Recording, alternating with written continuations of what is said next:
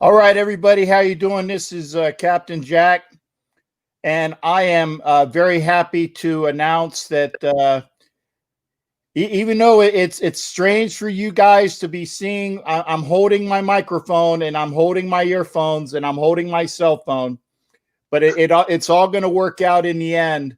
I'm very pleased to announce that we have on tonight's show two of the authors of the great and I do say great. No, they didn't tell me to they didn't pay me for that because I actually have read the book, and one of the best books I've ever had a chance to read about the Raiders. It is Al Davis, Behind the Raiders Shield. Let me put this up for the audience here. Again, this book, if you haven't bought it, I'm in front of my face. If you haven't bought this book, please go out and get it, find it, and these gentlemen will also tell you how to do it. And I turn it over. First, I'm gonna send it to a gentleman that I know personally, and I've had a chance to meet with him several times out in Oakland over the years. And first, I'd like to introduce you to Mr. Jon Kingdon, who's on camera. Jon, please tell folks about you as well. And I'm very happy to call Jon a personal friend. Well, thank you, Jack. Actually, to be precise, Bruce and I are actually the co-authors of the book as written with Steve Corcoran. And, what made it so special was that we each brought a different perspective to the book. Bruce, I had a very close relationship with Al Davis, and Bruce goes back to the Sid Gilman days. And to be honest, when we were writing the book, he had stories I didn't know about. Particularly about Al's background. So that worked out really well. And then Steve Corcoran, brought a reporter's perspective, and we all kind of put it together and we bounced ideas off of each other, and that's how we came together with it. And this is actually I've done a lot of individual interviews, but it's the first interview I've done with either Bruce or Steve, and actually Bruce here is on audio. And so this is kind of an opportunity. This is a first since the book came out. Right. And again, Bruce, we'll get you on camera soon. I tell you, we'll do that, and we'll have that 3 square.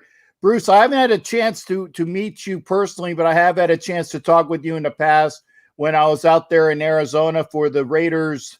I think was it their first win out in Arizona a couple years ago, or maybe they just sucked and everybody, we treated it like it was our first win, and it was definitely a great time. Again, on the line with me is Mr. Bruce Kebric. Bruce, everybody would love to hear from you as well, sir.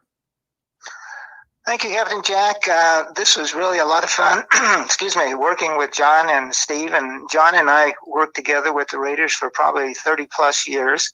So we had a lot of experience, and we had an opportunity basically to run the mechanics, so to speak, of the personnel department during that time. When it came to making decisions, there was only one individual that made the final decisions, but we recommended a lot of players down through the years and such. And Jon has suggested a book. I had thought about doing it myself, and then Jon suggested, and then he brought in Steve Corcoran, who he knew well, and I had met Steve because he covered the team for a number of years and such. And so we just got together, and Steve came down here and he talked to me, and I guess he talked to Jon, and Jon and I got together on things, and we went chapter by chapter and had fun, and hoped that the Raider fans appreciated what we put together.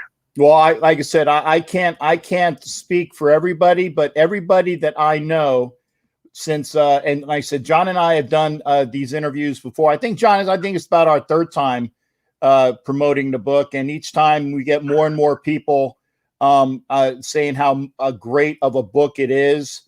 And again, it has been a while, but I just know that we go through the chapters of the hits, the misses. Al behind the scenes as well. Like I said, starting out with, like I said, you were talking about when Al, I'm sorry, I call him Al because I feel like I've known him all my life. You guys actually did, and we're lucky enough to do that. But with Mr. Davis and all that he had to do, coming up from with Tom Madro and Sid Gilman and just those beginnings there. and again, obviously with the Raiders, it's fantastic. So I can ask again. I'm not putting words in your mouth. I'm here as the supervisor, shall we say? I'm just the orator that takes care. And I maybe obviously I think what people want to hear about is your best times with Mr. Davis, things that went into the book. You know, obviously the portion that I enjoyed the most obviously was when you guys talked about the draft. And I know I'd love to have y'all's views on that portion of the draft. John, why don't you go ahead? Excuse me. John, why don't you go ahead and lead, and then I'll follow. How's that? Well, you know, the way that we put our draft together, we were actually very independent. Mr. Davis left us to our own devices, and everyone was on the road, and then we would come in December, have an initial meeting. This is prior to the combine, and just have just a broad general idea how it was going to set up. And then, you know, we had the All-Star games, we had the combine, we had the spring workouts, and then the scouts would come in about 10 days, I believe, or maybe it was like 8 days before we would meet with the coaches, and we would put the entire draft together by round, by position, and we would then submit it to Mr. Davis, and he would take it from there, and then we would meet with the coaches for 2 weeks. And, you know, we really put a lot of effort into it. And unfortunately, a lot of things got turned around. In fact, Bruce once, you know, said, you know what we ought to do? We ought to tell Al, well, let's just let us run the entire draft by ourselves. If you don't like it, then fire us. And I remember Mickey Marvin about had a heart attack when he heard Bruce make that suggestion, which we didn't. Which we didn't do it. He wouldn't have done it anyway. But you know, we have the one draft that just the Hall of Famers draft where, you know, where we had you know, Bruce went to Southern Mississippi and USC. I went to SC, and we had Brett Favre in the first and Todd Marinovich in the second, and you know, we were very, very confident with that. So, and in the second round, you know, Bruce had been at Southern and had a guy named Aeneas Williams. We thought would be a great second round pick. And, you know, when I say Bruce likes him, which he did, but we would watch as a group. So, you know, we would watch a lot of film. We had profile tapes and such, and we would really come to a consensus. So one guy wasn't out there on an island, and we really had it put together. And then we had a guy, Nick Bell, who was a great size speed character and did make a couple of runs for the Raiders. But overall, anyway, in that draft, we had Favre in the first and Aeneas in the second. We ended up we flipped it. We took Todd in the first round and Nick Bell instead of Aeneas in the second. So, you know, there were things that worked out well, and this is the one that didn't, and we really felt strongly enough. We had a whole chapter on that draft. Yeah, the best. And Bruce, anything further or? You know, the thing that I wanted to say, you used both Al and Mr. Davis. When I went to work for him, I asked him, I said, do you want me to call you Mr. Davis or do you want me to call you Al? He said, I want you to call me Al. So he was always Al. We were on a very familiar basis with him. You know, the one thing I can say about him, and I know I mentioned it to the scouting staff a number of times, and I think it may be in the book, that for a long period of time, I was the only scout that had worked for another NFL team. I'd worked for San Diego Chargers, Houston Oilers, and I'd also worked in the USFL for the Arizona Outlaws. And I told the guys, I said, you know, for 364 days out of the year, we have the best jobs in football. We do what we do with no guidance, no, you know, pressure, no anything like Houston. When I was with Houston Oilers, we were always worried about the budget. You know, they were always jumping on me, you know, we have to save here, we have to do this. All Al told us to do was get the job done. So I said, for 365 days, there's nobody in this country that has a better job than we have. Now, on day number one of the draft, it became frustrating. As John mentioned that thing. John knew Todd Marinovich very, very well. He was there in Los Angeles with him. He knew all the problems and such. He spent time relating all these problems, and, you know, they didn't listen. He said he had problems off the field. and he had problems on the field and such. And they didn't listen. And finally, it got down to one individual, and I'm not going to mention that individual's name. And he said, "Those aren't true. What Jon just said are not true." And so we challenged that individual, and we said, "Who do you get your information from?" Jon gets him from the coaches and the people over at USC. And this guy said, "Marv, Todd's father." So we Well, I've never held. Now, Todd had talent. Yeah. If Todd was totally, and that was something else about Todd, is he had problems in that environment, and we kept him in the same environment. If he had gone to Green Bay, gone to Buffalo or something, he might have turned out to be a great quarterback because he was very accurate. Go ahead, Jon. I'm sorry. Yeah, no, he definitely had qualities, but I brought up issues, and I had contacted everyone at at USC, and there's no reason. I think we have it in the book anyway. It was a coach, and I went over everything with the issues with Todd. And now let me say this: he had some major issues when he got to the NFL with some serious drugs, which I had no idea would be that bad, but. It was, so we went through the whole thing. It was Steve Ortmeyer, who was our special teams coach. He popped up and said, "No, all my contacts there said there are no problems." And then Bruce and I, went over after it was over. Says, "Steve, I talked to everyone. Who did you talk to?" He says, "Well, I talked to Marv." And we go, "Marv, Todd's father?" He says, "Oh yeah." He says they love him. So, and then Art Shell, rolled over, and it was just a yes man for Al there. So.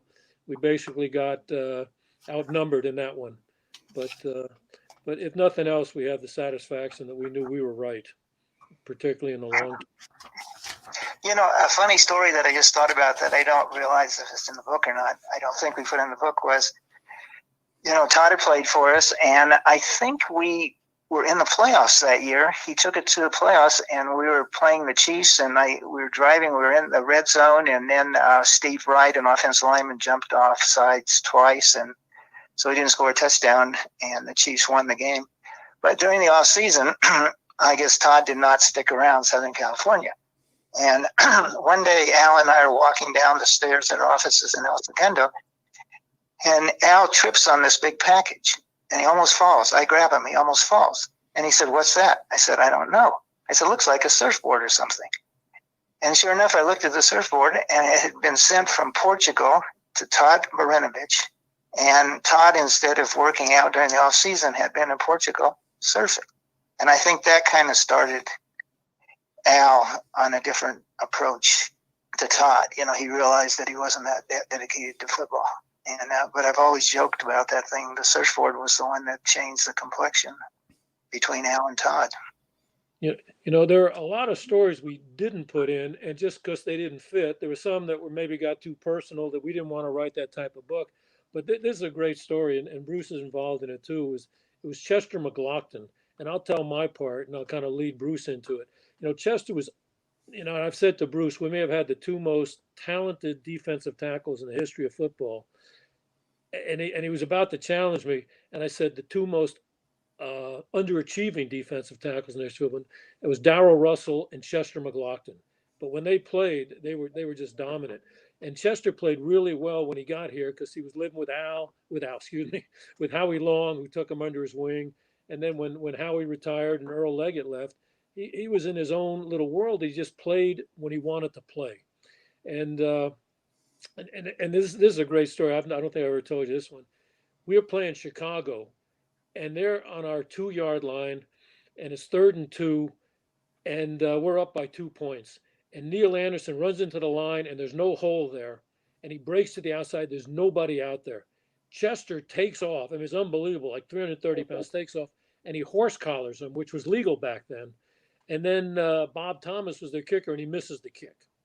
So so after the game, I'm standing outside the locker room with Al, and Chester McLaughlin's coming in off the field. He was doing interviews, and Al calls him as Chester. Come here, Chester. Let me tell you something. That play at the goal line might have been the greatest play I've ever seen in all my years of football. And I'm thinking, what a compliment. And Chester shrugs, goes, okay, and walks away. So that was just, but we then got rid of him, and he went to the Chiefs, and they had a worse record. And then he went from the Chiefs to the Jets, and he had a worse record. And he went to Denver, and they had a worse record. And then here's the crazy story. So Bruce is at the University of Tennessee, and a guy walks in and starts talking to him, and I'll pass it on to you, Bruce.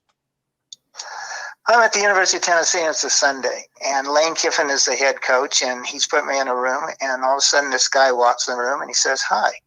And I said, hi. And, it's dark, and they're not paying attention. He starts talking, and I said, wait a minute. I think I've heard that voice before. So I flipped on the light, and it's Chester. And I said, Chester, what are you doing here? He said, I'm a graduate assistant here. I said, the coach, Killer, wants to coach? And he laughed. I think that we went all the way back to high school, and every coach that he had had from high school through the pros, except for Shanahan at his last stop, the Broncos, had been fired. Now, one thing about Chester, and I'll say he was the most talented, and I was in the National Football League for 40 plus years. He was the most talented defensive lineman I ever scouted. And we always said that if he played every game on Monday night, he would have been the greatest defensive lineman of all time, because when the entire league was watching and the lights were on, he played like mad. Another story about Chester to show you his mentality was that we had a coach, I can't remember the coach's name right now, but he was considered one of the great defensive line coaches of all time. John, can you remember his name? He had the boat in Long Beach. With the Niners and yeah, Vikings. He had coached the fearsome foursome. I just blanked on. I don't remember his. Dante Scarnecchia? No. He's this guy, Floyd. What was Floyd's? Floyd Peters. Oh yeah, Floyd Peters. Floyd Peters. He's considered perhaps the greatest defensive line coach of all time. And he had the fearsome foursome with the Vikings, the group he had with San Francisco. He coached down at Tampa, those people down there. So when I would be in town, he would always time the defensive line before practice in tens just to get them loose and such. And most of them would compete. And so when I'd be in town, he said, get down there and time. He said, you're the professional timer, things like that. So Chester runs. And Chester ran a 1.810. I said, Chester, do you know you ran a 1.810 and you stopped at 7 yards? He said, yeah, I got tired. It's funny. 1.7 or 1.65 is what you look for or better in a pass rusher. I mean, that's an end. This guy, like John said, is 350-something pounds. He walks the last 3 yards or cruises the last 3 yards and still ran a 1.8. So, I mean, I don't know if John, and then one more funny story is Daryl Russell, who, like John said, those could have been the two greatest defensive linemen of all time. I think Russell, the 3 years, when he was in his prime and stuff like that, he led the defensive tackles in sacks in the National Football League. So when we drafted Daryl, Chester came out in the newspaper and he said, I'm going to take him under my wing, just like Howie took me under his wing. And we said, oh my God, that's all we need. John and I go to a University of California USC game, and we're looking down on the sideline, and we see Daryl, and standing right next to him is Chester. John, do you remember that? When we went to Cal, and they didn't allow us on the field, and so we tried to get real close to the field, and they're on the USC sideline, and that's Daryl and Chester together, and Chester taking Daryl under his wing. But I mean, those were two unbelievable defensive tackles. I mean, to be honest, on the both of them died young. Both of them never lived up to potential. Both of them died young too. Hey, one second there, Bruce. John. I thought the story with Bruce was that you didn't even know you didn't even recognize Chester because he was like 240 pounds. And I thought the story was when he left, someone came and said, who was that I was talking to? And you said, you should know him. That was Chester McLaughlin from the Raiders, which sounded right. But I saw Chester at Stanford because he then was coaching at Stanford, the assistant D-line coach, and couldn't have been nicer. And I said, the irony is, boy, it's funny that you're coaching. And he was laughing. He was a very bright man. It was a lot of fun. And David Shaw said he was excellent. It would have made him the D-line coach, but he had a very good line coach at that time. And then, like you said, it was just very sad that he just didn't wake up one morning, whatever the cause was. And that was unfortunate. And then Daryl, died in a car accident. both of them, very good guys, that just unfortunately left too early. It's very, very sad. I And actually, see, both of them were bright too. They scored high in the test, and I know when we were scouting Daryl, I was down in San Diego. He was from San Diego, and I think I remember correctly, his father was the highest ranking Navy captain of a ship, black, highest ranking black Navy captain of the ship, and his mother was a computer expert. And the secretary of San Diego State, when I'm in there one time, we're just chatting beforehand, and she asked me about Daryl Russell, if I was scouting and things like that. And so she had known him since he was a little kid, and she told me, she said, Bruce, this kid is amazing. He's bright. She said his mother is one of the smartest people I've ever come around. And then she told me about the dad too. So both of them came from good backgrounds. They're both bright, and I mean, not just talent. I hate to use the word star, and I don't use a star very much, but when those guys played football, they were stars. And I've seen very, very few people, in all the years I've been in it, that were even close to it. Hey, Bruce, if I might interject real quick, and John, yes, I actually have Daryl Russell ties because, and you are correct, his father was as a captain in the United States Navy, and he actually retired here in Tampa out of the place that I work at now, which is United States Central Command. And while my mom was on base, she worked for the Navy Personnel Department that did all of the records for, all of the Navy folks that were over at CENTCOM. And, my mom one day, she said to me, I think I was home on leave. She goes, yeah, I was at a retirement the other day. And, guy had some sort of ties with the Raiders. And I obviously stopped. I said, whoa, what, because immediately my ears pick up. And she goes, what are you talking about with the Raiders? He goes, yeah, there was some guy who retired whose son plays for the Raiders. And I'm like, who are you talking? And I'm trying to get it out of my mom. I'm excited as hell. And she goes, yeah, some captain, his last name was Russell. He retired. And I think that his son played. I said, are you talking about Daryl Russell? And she goes, oh yeah, that was him. And I looked at her and I'm like, Mom, are you effing kidding me? That's Daryl Russell. That was the guy that was picked number 2 in the draft by the Raiders. And you were at his dad's retirement. Why didn't you get me anything? And she goes, oh, I forgot about it.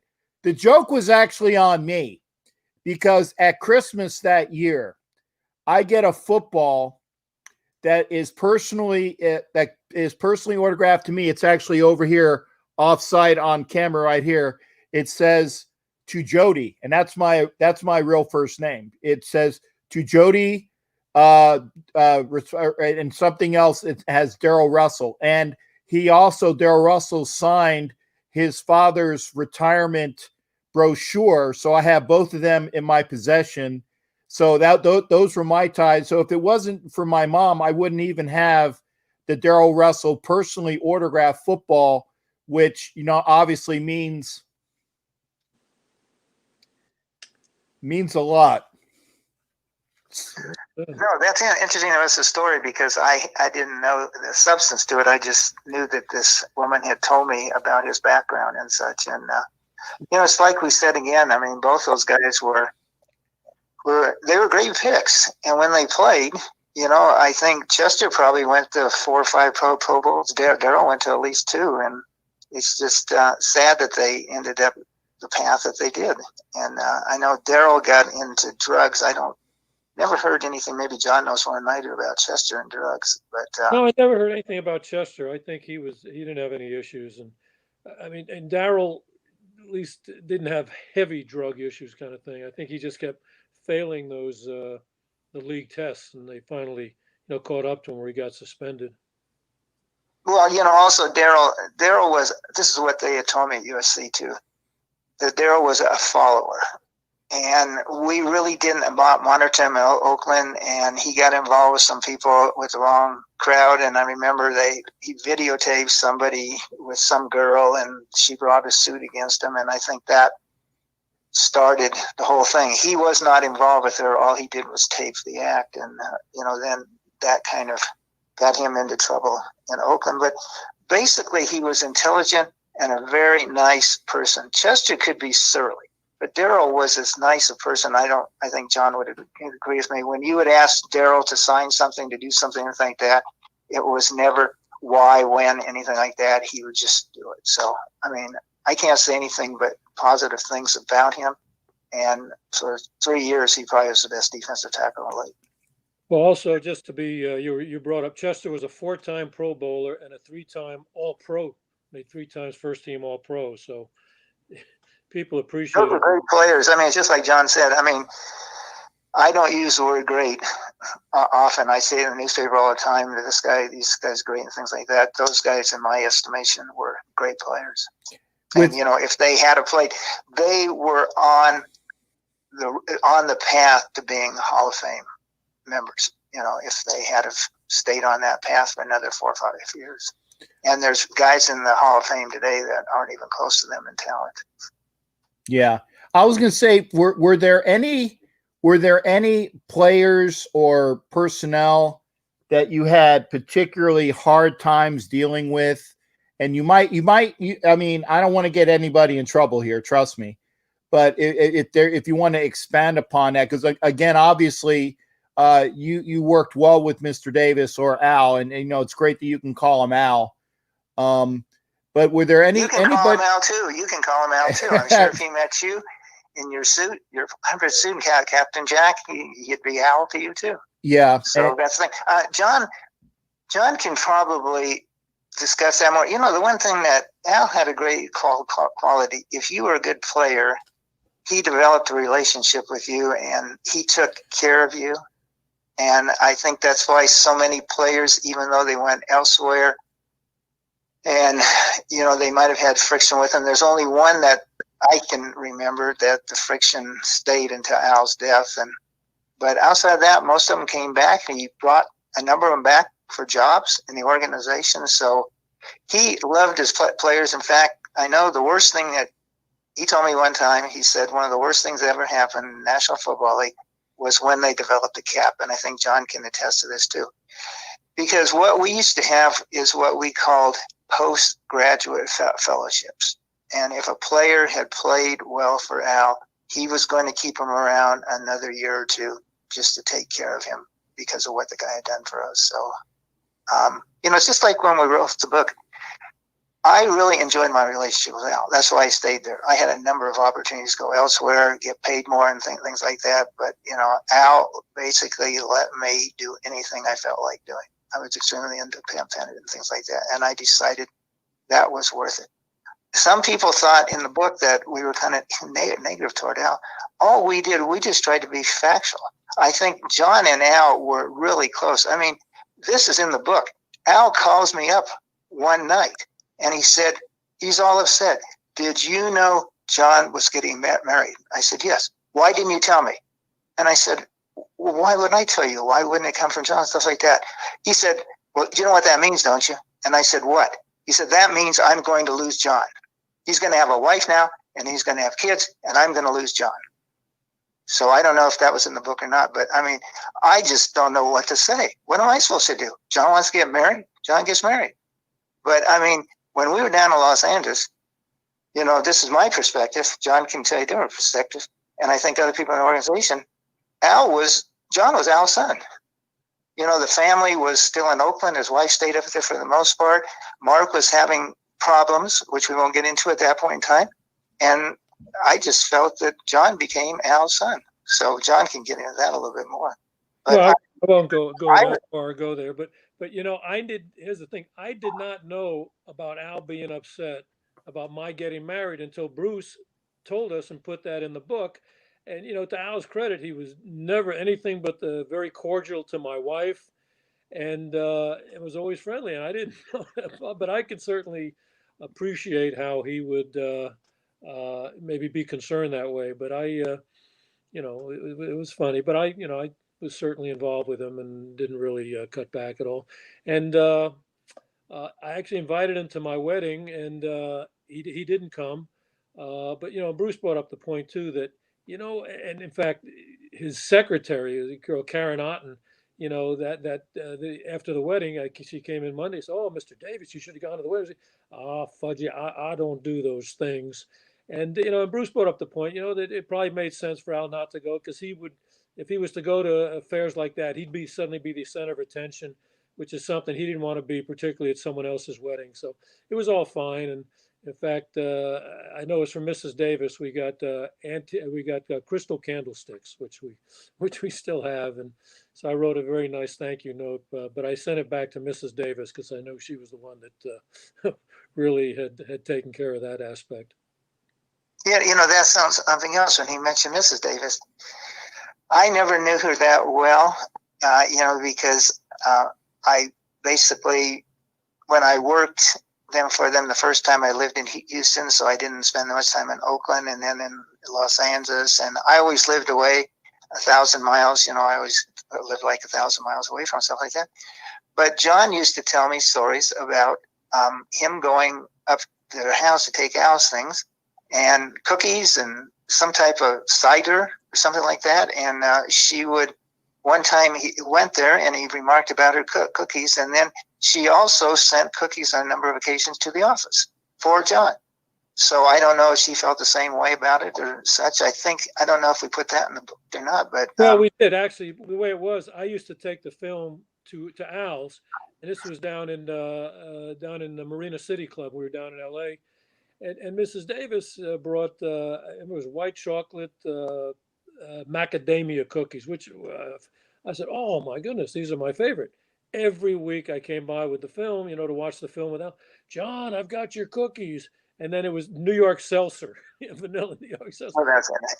And so she was a wonderful woman, and she's still really hanging in there, which is great. And I don't know. I watched the game in Las Vegas where they light the light, and she lit the Al Davis flame, which was, I thought, a very nice touch by the team. And she really was near death back in I guess it was like 80, 81. With the 70s. It was the mid-70s. It's when I was still with Houston. That's why. Oh no, I was with the team. She must be in her 90s now, and she's gone almost 40 something years where she has had problems walking right. And when I used to see her, but she was always friendly. That's the one thing about her. She went out. She's wheelchair bound. But I'm sure that she had that stroke, and I know Dr. Alvin said that he thought she was going to die at that point in time. And then he told me the story. I never heard it from Al, that Al just spent 24 hours a day, week after week after week at her bedside, and he said, "I'm going to will her to live." And it was during football season too, if I remember correctly, right?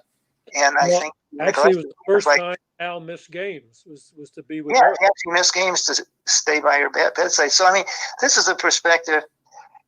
People look at Al Davis, they say, "Oh, tough guy, doesn't follow the rules," and things like that. Well, we saw a totally different perspective of Al Davis.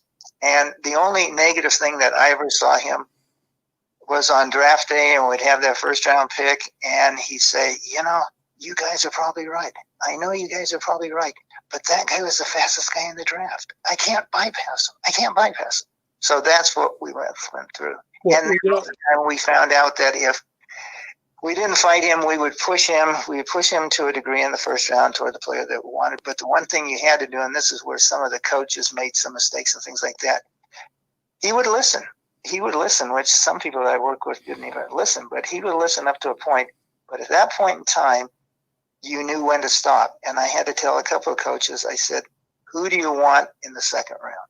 And they said, "What are you talking about?" I said, "If you back off right now, we will get the player that we want in the second round because he will field for us."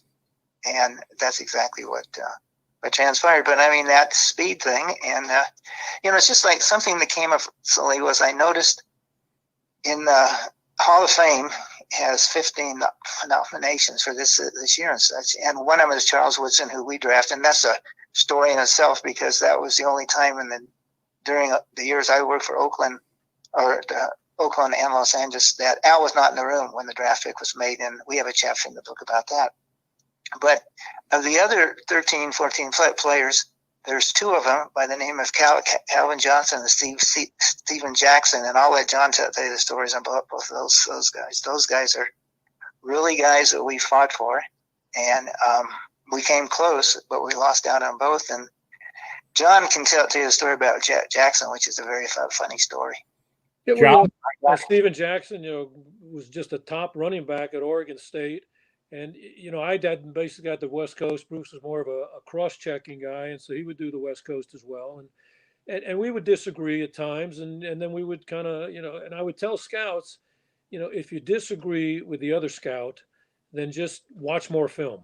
And sometimes I would agree with Bruce. Sometimes I would stay strong with my opinion. But, at least I did the work. Whereas we had, Mickey was a guy who just rolled over to anybody.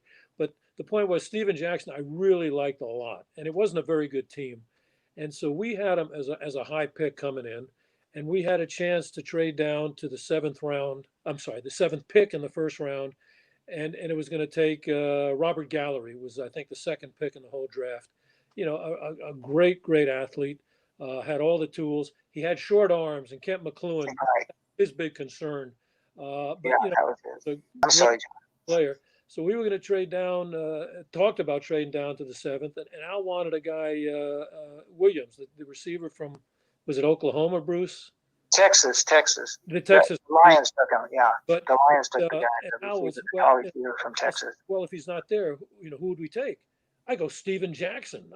And Bruce wasn't in the room, so it was almost like a setup, because when he walked in the room later, Al said, "Hey, if Williams isn't there, who would we take with that pick?" He goes, Steven Jackson.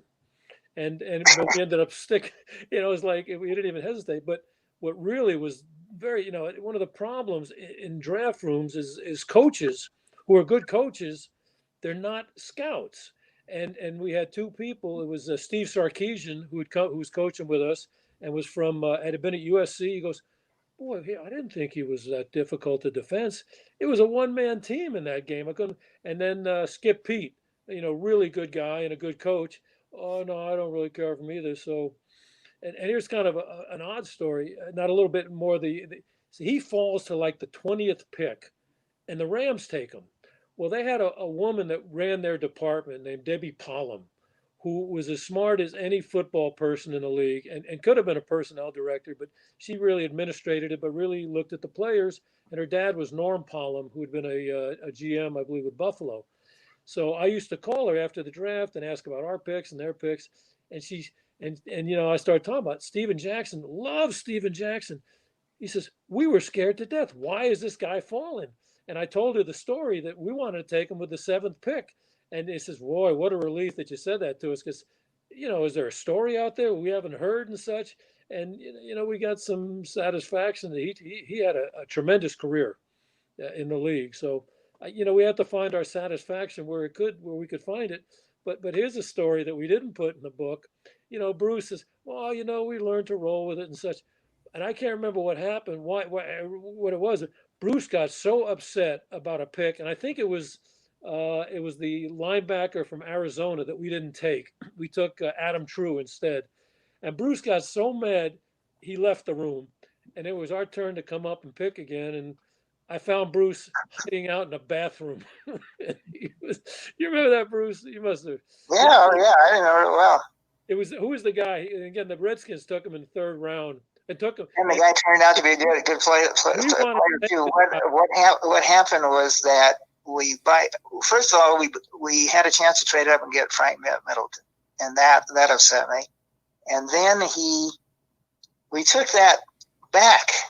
Remember, you got in trouble because you mentioned Al. Who was the back? He was Jewish, and you mentioned Al. No, he was a late. We took that back. And I got mad there, so I left the room, and we had just moved in the office in Oakland, and the downstairs was not populated at all. And so I started walking around in the dark, and I found a restroom that I didn't know. And so I just said, "I'm just going to go in here and sit. I'm not going back to the draft." And so what happened is, at that point in time, Jon comes looking for me, and I do not know how Jon found me because I did not even know where I was. And so he comes in, he said, Bruce, and I said, "Yeah." He said, "Al wants to know about so-and-so, the linebacker from Arizona State." And so I said, I'm done, Jon. I said, I'm done. He said, no, come on down with me. I take 2 steps into the room. The Washington Redskins draft so-and-so, so-and-so. Yeah, we But that, the Steven Jackson thing, getting back to that, that was so funny because Al was dumbfounded. Because I guess I had left the room to go make some calls or something like that. And he and Jon had the discussion. And from what I heard is that Jon said he would take Steven Jackson. So I walked back in the room immediately. I walked in the room. Al said, if we make this trade, who would you take? And I said, Steven Jackson. And he looks at me and he looks at Jon and he's trying to think, do those guys have, this was before we had cell phones and everything like that. He said, how did those guys do it? And he's just totally amazed. And, it was just fortuitous that both of us liked Jackson at that point in time, and he turned out to be a good player. And then another guy, another interesting story, I think we brought it up in the book. The year that we took Jamarcus. I was just going to ask about that because I know that was in the book. Do you want me to talk about it or not? Sure. No. Okay, Sure. Okay, the year that we took Jamarcus, the entire room, there's only one person in the room that wanted Jamarcus. Everybody, I've never seen the coaches, the scouts, everybody so set on one player. And that one player was Calvin Johnson. And so we went ahead and drafted, and Calvin's up for the Hall of Fame this year. That's why I'm mentioning. So a number of years later, I think 2015, 2016, something like that, Jon is testifying in a court case. And he happened to mention it, that somehow one of the attorneys started talking about the drafts and things like that. And Jon happened to mention Calvin Johnson, that everybody wanted Calvin Johnson. At the break, Jon tells me the judge leaned over to him. And remember, this is in Oakland. The court case was in Oakland. The judge leans over to Jon. He said, you mean we could have had Megatron? Yeah. It was the use of Megatron. Really. Yeah, Jon can tell the story more, but I thought that was one of the great things of all time. The judge, who's supposed to be impartial and such, you mean we could have had Megatron? And Jon said, yeah. Go ahead, Jon. I'm sorry. But no, getting back to, the linebacker, again, who was from ASU, and we really liked him as a group, and Bruce had scouted him personally. And it was Adam True, and he ran a good 40. But Kent McLuhan had scouted him, and he gave him a 7th round grade. And he was only that high. The Van. It's my son. Oh. And he was his main asset. He was a great long snapper, but that was it. And so Al, so we wanted to take this linebacker, and Al goes, "Oh no, we're going to take True here. You can have him with our next pick because we had 2 picks in that round." And Bruce goes, "He's not going to be there when we pick." I mean, he just, "Oh no." And then when this guy got taken by Washington, the room exploded in a negative sense, which normally we certainly wouldn't do for Al, but he knew he blew it.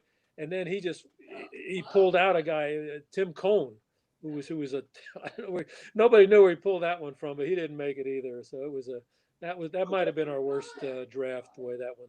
You know something, now Jon, it all came back. We didn't do it in the book. That's why I got upset, because Kent did not like True. And I had done True at the East-West game. And when Al kept trying to sell True, I made the comment, Al, they should have charged him admission. Yeah. He was so bad in the game, he should have paid to play in the game. And I said, the other thing is, he has legs like me. And he said, well, they talked about it. Now, we should have put this in the book too. True comes to the first camp, that mini camp. And Al watches the tapes. He watches the tapes of the morning practice, and he calls up George Karras, and he said, George, I want you to get some long socks, some knee-length socks, and put them on True. And so the rest of the camp, True wore socks. Do you remember that, Jon? I'd forgotten all about it. Oh, no, I forgot about George always talking about. But here's one last story about True. So we take him, I guess it was the 3rd round, and it was John Otten would call him. We would call the guys we drafted and set them up with the coaches, the head coach or whatever it was, and he calls him up. Adam, hey, John Otten with the Oakland Raiders, and I'd like I don't remember who our coach was, at Art or whoever the coach was, and True says to John, he says, Third round. Boy, I had no idea I was going to go that high. And Johnny says, whatever you do, and when you talk to the press, don't say that. So we didn't do it. He was a good guy. I mean, I'm not, Really good guy, really a good person. And, he had one of the toughest assignments of all time, that when Barrett Robbins. Yeah, I was just going to mention that. Yeah. He had to start the Super Bowl against Sapp, and the poor guy was a long snapper. He hadn't played much during the year. And, when Barrett came back the night before the game, and Al wanted Barrett to play because he knew there'd be a problem. And then Bill Callahan said no, and that kind of led to the demise of Bill. And Drew had to line up and play. And I imagine that when Drew found out he was starting, he did not sleep that night because he's going up against Sapp. And I mean, there's no way that physically he could compete with Sapp. And but a really good guy, and like Jon said, good snapper, not an excellent snapper, but a good snapper, and so played that role well. But I always felt for him because of that game, because I mean, he got the world championship on the line. I think that was the one thing when I was with him. Now, Jon, I was with them in '81, and I didn't think we would beat the Eagles. I was not with them in '84. I jumped to the USFL, and I didn't know about that game. But of all the big games that I've been involved with, I thought we would win Tampa. I didn't think there was any way that Tampa could possibly beat us. And then the game that we had played the year before in Tampa, which was basically the same teams lining up against each other. The only thing that was basically different was that Gruden was on the Bucs side that time, and that they had picked up, I think Simeon Rice was the only big addition that the Buccaneers had. But the game before, the Raiders boat raced the Buccaneers 45-0. And that's really? why that part I didn't know. Yeah, that part I didn't know.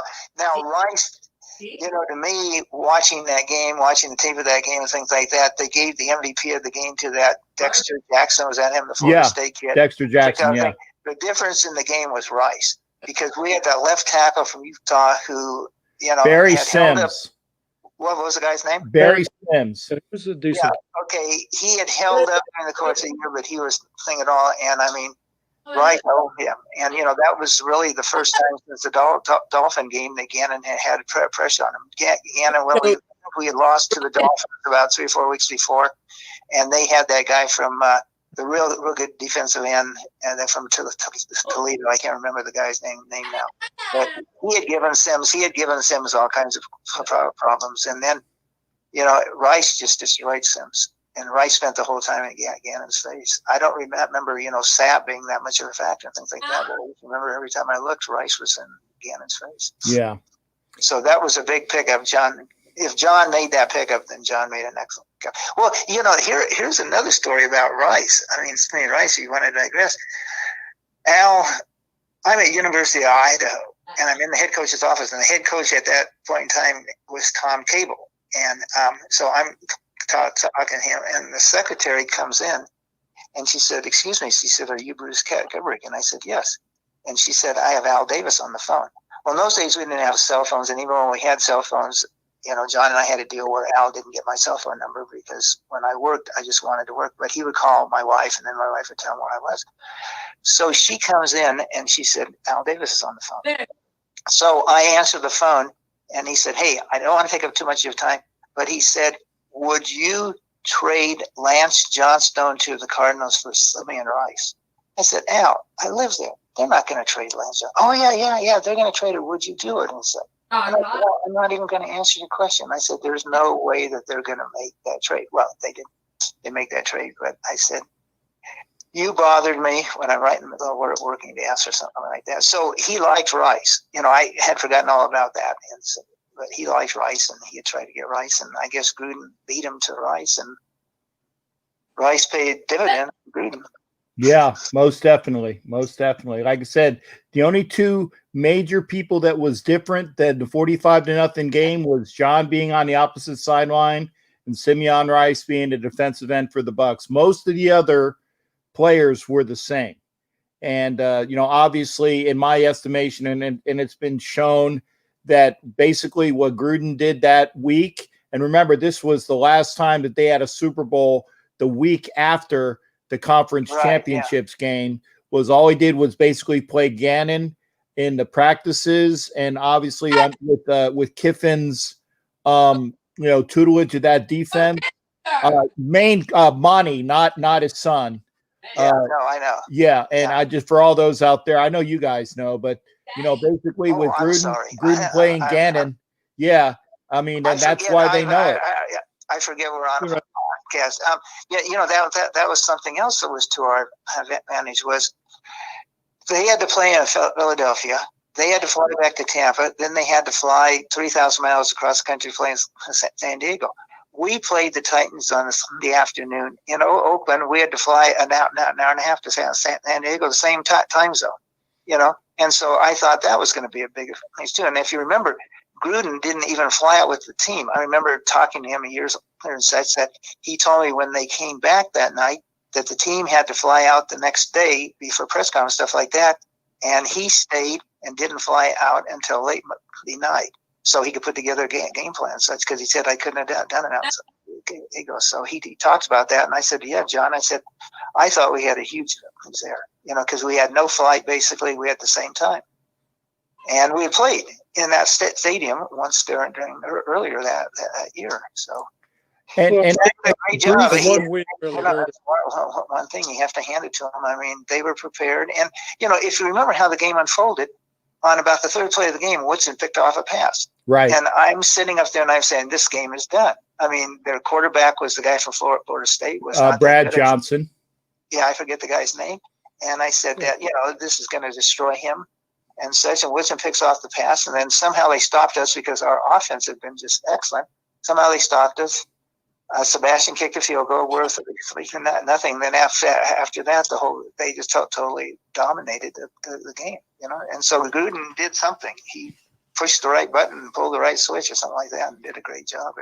And Bruce, John, you had something you wanted to interject, and then I'm gonna do a segue. No, I'm fine. We're good. Okay, I was gonna say you guys gave me the perfect segue from people that you know.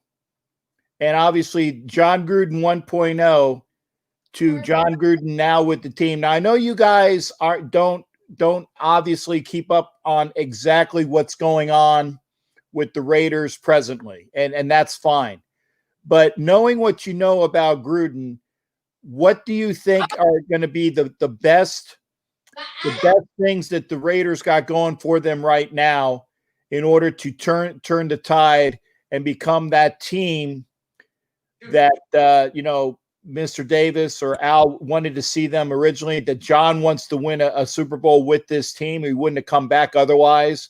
I mean, obviously the personal situation there, it's conjecture, but knowing that you guys are scouts and that there are very capable people, especially on offense, what do you see that can make this team presently a dynamic in the AFC West?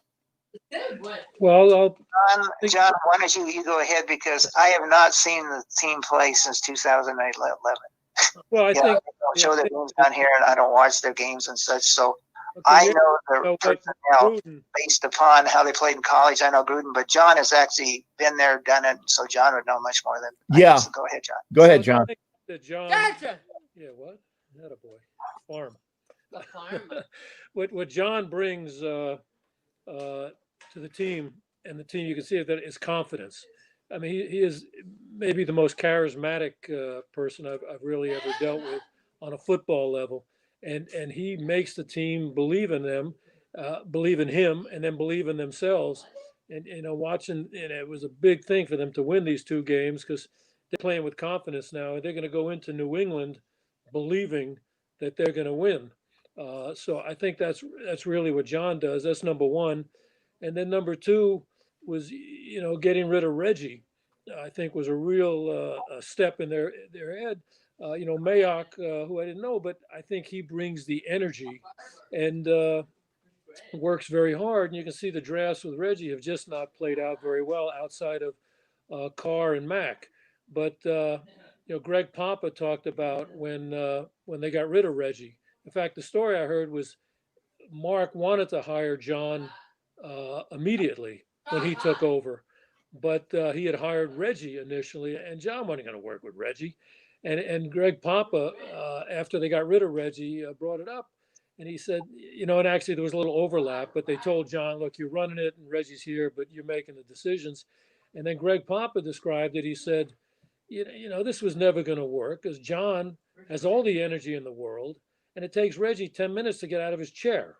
So I think when they got rid of Reggie, and it took a little time to kind of get, clear out a bunch of the guys that Reggie had, and they're doing a nice job with personnel with Jon and Mayock. Now, one thing I would be a little concerned about Jon, who is a great coach, a great leader, and carries team. He wasn't a great personnel guy. I think he's one of those guys. I want this. I want this. I want this. I want this.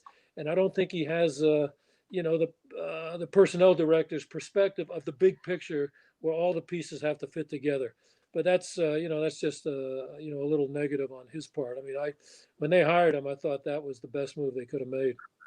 Yeah, I actually said that on my show the other night, that Mike Mayock is the great counterbalance to Jon Gruden, because Jon Gruden is the kid that goes into a toy store and says, I want that one and that one and that one and that one and that one. Okay.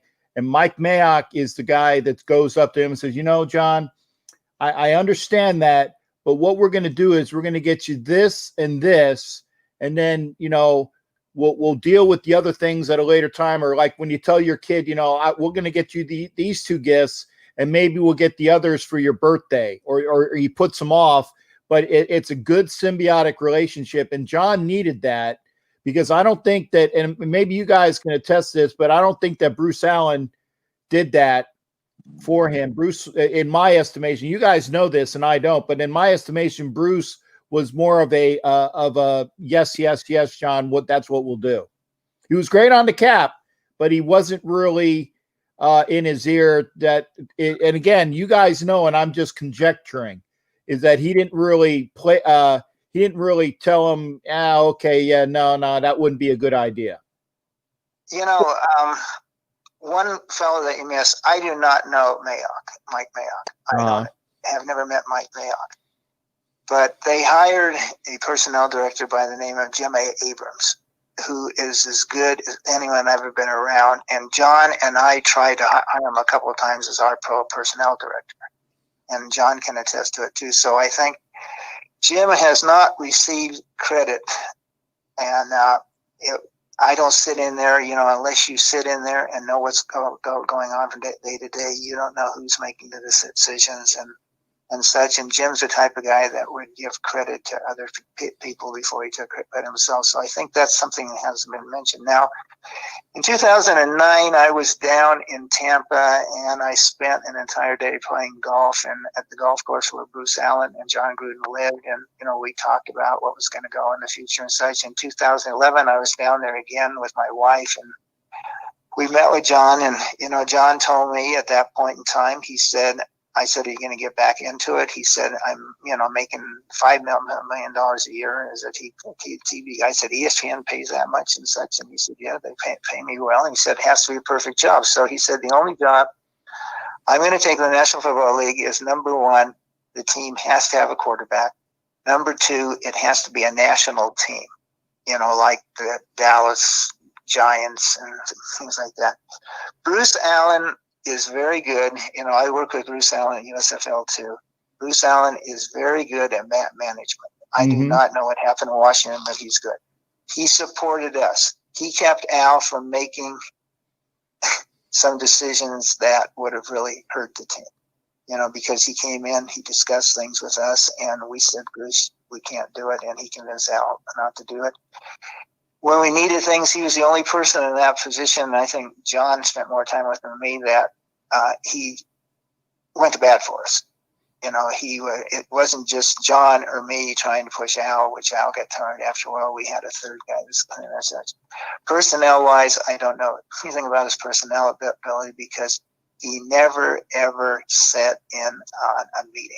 When we used to prepare with the coaches for the draft and things like that, Bruce was not there. If Al would need him, he'd call him the day of the draft. Bruce was in the room next door, and Al would call him in and such. So I don't think personnel was a strength. Right. Jon, on the other hand, personnel is his weakness. I've always said that the two best coaches that I work with were Sid Gilman, who's in the Pro Football Hall of Fame, and Jon Gruden. But Jon needs a structure.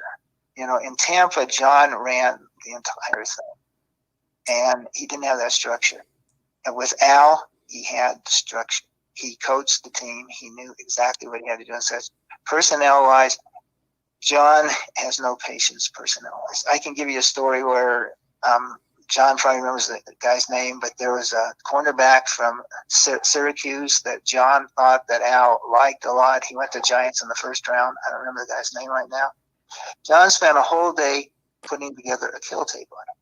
Then he brings the kill tape to me, and he said, "Oh, you got to watch this kill tape that I did on this cornerback." I said, "Jon, why did you waste your time on him?" And he said, "Oh, that's our pick, right?" I said, "No, Al hasn't even mentioned the guy." Really? And then when we asked Al if he wanted to watch the tape, because he said, "Well, will you mention the tape?" And so I asked Al, I said, while we're watching the tapes, I said, "Do you want to watch this tape that Jon put together on this play?" He said, "No." And Al didn't even know what was on the tape. Al didn't know whether Jon liked the guy or not. So it's just like, I think the toy store thing is a really good analogy, that Jon goes in there and he said, "I want this guy, this, and that." The only problem that I had when he went to Oakland was Carr. I really liked Carr when he came out. I gave Bridgewater and Carr were my two first-round picks that year. I think Bortles came out the same year, and I had actually done him live here. I did not care for him. I thought he was a good athlete. And I thought, but David Carr is probably as nice and compassionate a person as you'll find. And I remember I got to know him down there at the Senior Bowl in 2014. Jon gets along with people like Gannon. Jon gets into your face. I wasn't sure how Carr would react to that type of thing. Carr's the kind of guy, if he makes a mistake, you call him off the side, you pat the guy in the back, you don't scream at him. Whereas Jon and Gannon used to have some screaming sessions. I think Jon, didn't somebody once tape them, Gannon and Gruden? Yeah, the Johnny, and I always tried to find a copy of it, but they taped them, and they both wanted it, a tape of them during a game. And it was just screaming at each other, but they worked together. I mean, it was nothing but mutual respect for each other, and they could say things to each other that nobody took a personal offense to it. It was that important to each of them. But I've never. Carr is a family man, comes from a real good family, has a number of children, things like that, and I just wasn't sure if Jon Gruden was the same personality that I work with. I wasn't sure how Carr was going to respond to it. I had heard in the first 2 years there, this is just people telling me when I've gone to games and such and outing, that they did have some problems. And perhaps now they've sat down and they've worked things out. And, I think the only negative that I see on Carr is he doesn't, at times he does not want to hold on the ball. He seems to want to get rid of the ball, but now with this guy that they have, the tall guy that was the wide receiver, Waller. Waller, and I gave him like a third when he came out, and they didn't throw the ball to him that much, but he was tall and he could run and catch, and then he had drug problems and such. But I think that Carr has found a compatriot in him that when he has to get the ball and doesn't feel like holding on the ball, he dumps the ball off to him. Because I noticed in the stats, he caught like 12 passes for 100 yards. Well, that's less than 10 yards reception. So he must basically be the check down guy. He must be the check down guy in their offense. I haven't seen them play, so I don't know. So it looks like he's found a guy, get some yards. It looks like they are not a big play type team, right? They hold on the ball and they march down the field and they get 3, 4 and such. And is that what, looking at the stats, it looks like they're a ball control team, not a big play team. Is that? Yeah, right, pretty much. I mean, they have a couple splash plays. The first game they had like the 50-yard reception by Ruggs, and which was basically like a 10-yard crossing pattern, or maybe a 15-yard crossing pattern, and the rest was all him. And so it's smaller chunks, ball control, and I think that's what we're going to see. But they're going to, in my estimation, they're going to use Ruggs to a main degree, like the Cliff Branch. They're gonna throw him a couple deep just to soften the defense up, so that the defense will keep that in their mind and play a lot of underneath things. And yeah, occasionally they'll go for a deep ball and maybe it'll connect. But this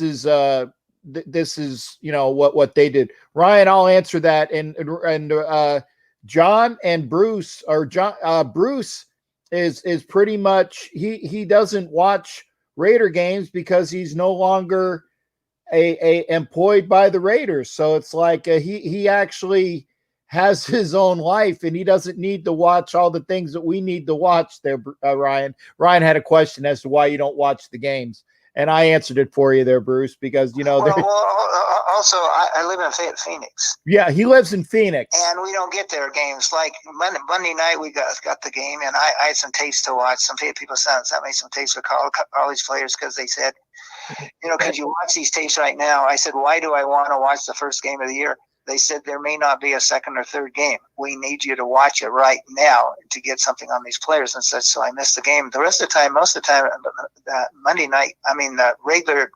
game, with the exception of the night games, are not here. They don't show them here, and then when the Cardinals play, we're in the same time zone as them. And so when the Cardinals play here, the rest of the games are blacked out. So right, I don't get that much of an opportunity. And Eagle. Whereas John lived in the Bay Area, and he had access to those things. So I have not seen them play for quite a long time. But I think that maybe after 3 years, not having seen them play, but I think Gruden is a smart enough guy, saying Carr is my quarterback. He is talented. He's much more talented than Brad Johnson, who I won a world championship with. Probably much more talented quarterback that I handed to him. And he's saying, now this is what he can do, and this is what he can't do, and this is what he likes and he doesn't like. And looking at the stats, I do look at the stats of the games, and because I try to keep up on how the players are doing, so I can compare them to how I graded them in college. And it looks as though he has come around to Carr's game. Right. Carr is talented. Carr is an accurate quarterback, and the other thing about Carr is he moves well in the pocket. He's not a run guy, but he's kind of like Tom Brady in the pocket, and then he knows how to slay. He knows how to step up. And, throughout his career, I think Carr's sack total has been small, right? He doesn't get sacked a lot. He tries not to get sacked, and we only had, he got sacked 3 times against the Saints, but he basically as long as he keeps his composure and he doesn't get as long as he doesn't get what do you call it, the money, what do you call it, happy feet or get upset, he'll be good. In fact, we used to call it nervous feet. Yeah, nervous feet in the pocket. But he was not like that. I remember during his senior year in his Fresno State, and the only bad game he had his senior year was against SC, but USC was much more talented than Fresno was, and they put a lot of pressure on him. And I think that's why a lot of scouts told me that he fell to the second round. And I still remember him down at the Senior Bowl, that when people wanted to talk to him after practice, they had all the press out there after the practice and such, and he's out there throwing. He's kept a couple receivers out there. He's out there throwing. So we started talking about it, and he asked me, he said, do you think I should go over and talk to those people, those reporters who want to talk to me? I said, no, do exactly what you're doing. I said, they're not the ones that you need to impress as a scout. And I said, by keeping these 3 or 4 receivers out of practice and throwing the ball for another half hour, something like that, I said, the scouts see what you are. And so I've always been a Carr fan. Like I said, I thought he was a middle of the first round guy. When he gotcha. Hey, gentlemen, they were talking about that SC game, which he did not play well, and everyone looked at that. This is the game. He went in there with a bad shoulder, and that was not a fair, which everyone saw, and I don't know why. And I think that's another reason why he dropped, and that had a bad game there. Anyway. Hey, what I wanted to do with you gentlemen, and I'm going to, for all the people that are still here, and obviously I'm going to put things in your wheelhouse, okay? If you have a question that these gentlemen can answer. And I'm going to go over like some of the chapters of the book. You know, they talk about, you know, obviously Mr. Davis and being with intimidation. They talk about, you know, the need for speed. Obviously, how Al Davis would always try to get those guys with the speed. Yeah, that one thing we call it the Hall of Famers that got away. I think you alluded to that. You know, Favre and Neas Williams. That was that chapter there. You talked about Gruden and Lane Kiffin and Jamarcus Russell. You talked about the draft. In fact, in real great words. You know, the things that you haven't gotten a chance to be with. What I'm going to do, if you guys don't mind, I'm going to put the number up. And if is anybody that wants to call in specifically about what you guys can talk about with the book, I'm allowing that it'll put it in your wheelhouse. And let me get my Google Voice up here real quick so that we can get the numbers going. And again, I appreciate both you gentlemen being here. There, you know, all of the people that think they know about the Raiders, we don't know. Whereas you guys actually do because you lived it. I mean, there's all the folks that have conjecture, but you guys are the experts because you were there in the building. And there's nothing that would take away from anybody that's in the building. You guys know. And so if there's anybody that wants to ask a question, I wanted to make sure that they had the opportunity to do that. You know, there's a story that wasn't in the book. And I couldn't find it was an issue of Rolling Stone, and we couldn't find it to confirm what I had seen, and I since found it again. But and this was back in I think the early '80s, and there was a Rolling Stone ranked the most influential people in the NFL, and Al came in second behind Tex Schramm of the Cowboys, and it said. Al Davis has all the instincts of Darth Vader. So that was interesting. So I took it over to him and I showed it to him. Wow. And he read it and he says, "Who's Darth Vader?" So I said, "Well, Darth Vader is the character who epitomized evil in the Star Wars movies." And he looked at me and I was waiting for a reaction. He says, "Well, that's pretty good, huh?" I said, "What?" But he liked, you know, I'd rather be feared than respected. For sure. That was great. And folks, like I said, the line is open. If you have questions, because a lot of times I would get questions from the comments section, but now you have your opportunity to talk to the gentlemen themselves. The line is open, 813-699-0834. Bruce, Kebric, Jon Kingdon are here. The book, and we do got somebody here for you, so I'm glad that you had a chance to do this. This is Houston Steve, and hopefully Houston Steve can hear me. Steve, Doc, you're gonna have to wait. Steve, are you on? Yes, sir, I can hear you. How you doing, Captain? I'm good, Steve. Gentlemen, can you hear Steve? Steve sounds great. Not very well. It's kind of muffled. Okay. How's that? How's that? Is that better? Oh, better, a lot better. Thank you so much. Yeah, a lot better. Thanks, Steve. Go ahead, Steve. Thank you, Mr. Kingdon. I really thoroughly enjoyed your book. I was wondering if you could give us some insights about how Al was. I know he wasn't a drinker and everything, but I've always heard the story about supposedly the allegations that he watered the field and everything and took beer out of the footballs. But I don't know about that. But what was he like dealing with on a one-to-one as a friendship level? He sounded like he was an intense person, but he was also very. Once you're loyal to him, you know, you were his friend for life and everything, and that's obviously what you had with him as your friendship. Yeah, I missed a little bit, but I pretty much got the gist of your question, and the point I think that's valid here is two aspects of it. Once, and Bruce can confirm this part. In our draft room once, Bruce got really frustrated, and I think it was about the Nick Bell, and he really snapped at Al, and then Al, and if I'm wrong, Bruce kind of corrected a little bit. But Al had confronted Bruce afterwards. Says, "Look, you can say anything you want to me one-on-one, but you can't take me on like that in the draft room." Is that fairly? Right. Bruce? This is why I stayed there. Like I said, I had been with the Chargers. I've been at Houston. I was fortunate at Houston. I was 26 years old, and I was director of college scouting. And after the first round, I made most of the picks, and people listened and such. And we'd gone through the Brett Favre thing and Tom Rinovich thing in the first round. Then it came to the Aeneas thing versus Nick Bell, and the running back coach, I won't mention his name, loved Nick Bell, and Al. I always said to Al's right across from Al to his right at a different table, but his right to his right. And so he passes me over the book with the report on Nick Bell. And he said, "This is the best report I've ever seen this coach give." I looked at who the coach was. I didn't respect the coach. I threw the book back at Al and I said, "Consider the source." Okay, after we made Nick Bell pick, I was set to leave. I had to pack my stuff up. I said, "I'm done with this organization," and things like that. I started to walk out the door, and he said, "Bruce, shut the door, and come on back here." And I went back there expecting Al Davis to say, "You're fired."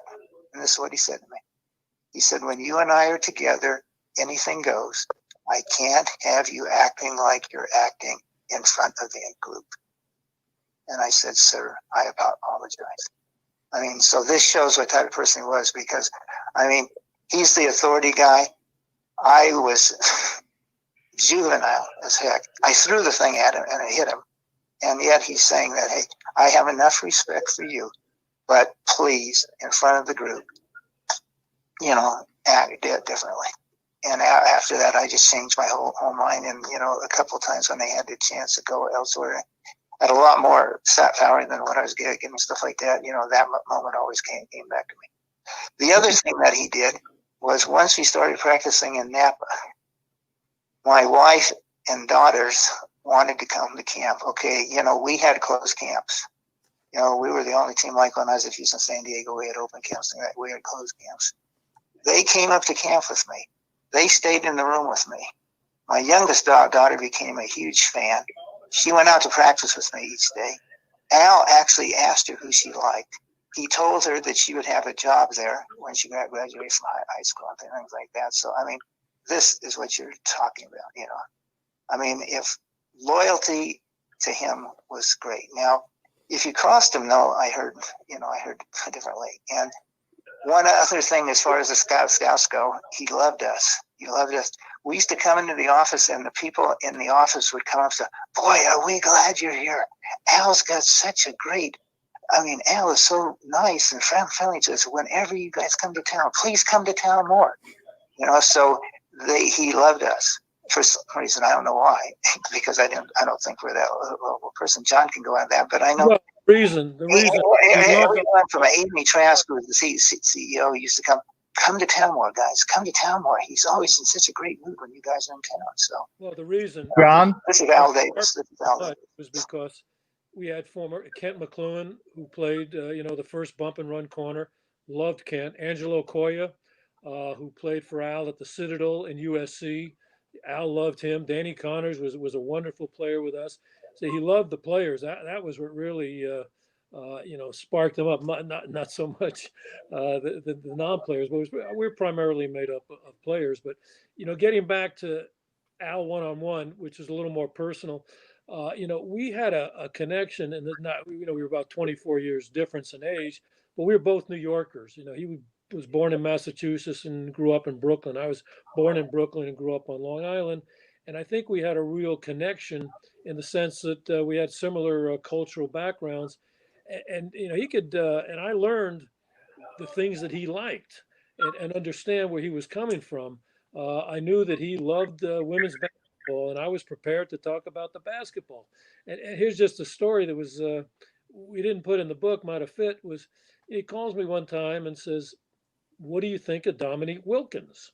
He was the basketball player with Atlanta. And ironically, I had actually gone to the Clipper game, and I said, I saw him like 2 weeks ago. The Clippers are looking to trade for him. And I said, well, his contract's up. And, after the season's over, they'll just get rid of him. And, So why would you trade for him? He says, well, no, they'll sign him. I said, well, I think he can still play. I'd make the trade, but this isn't my area. I think it was Elgin Baylor was the GM there.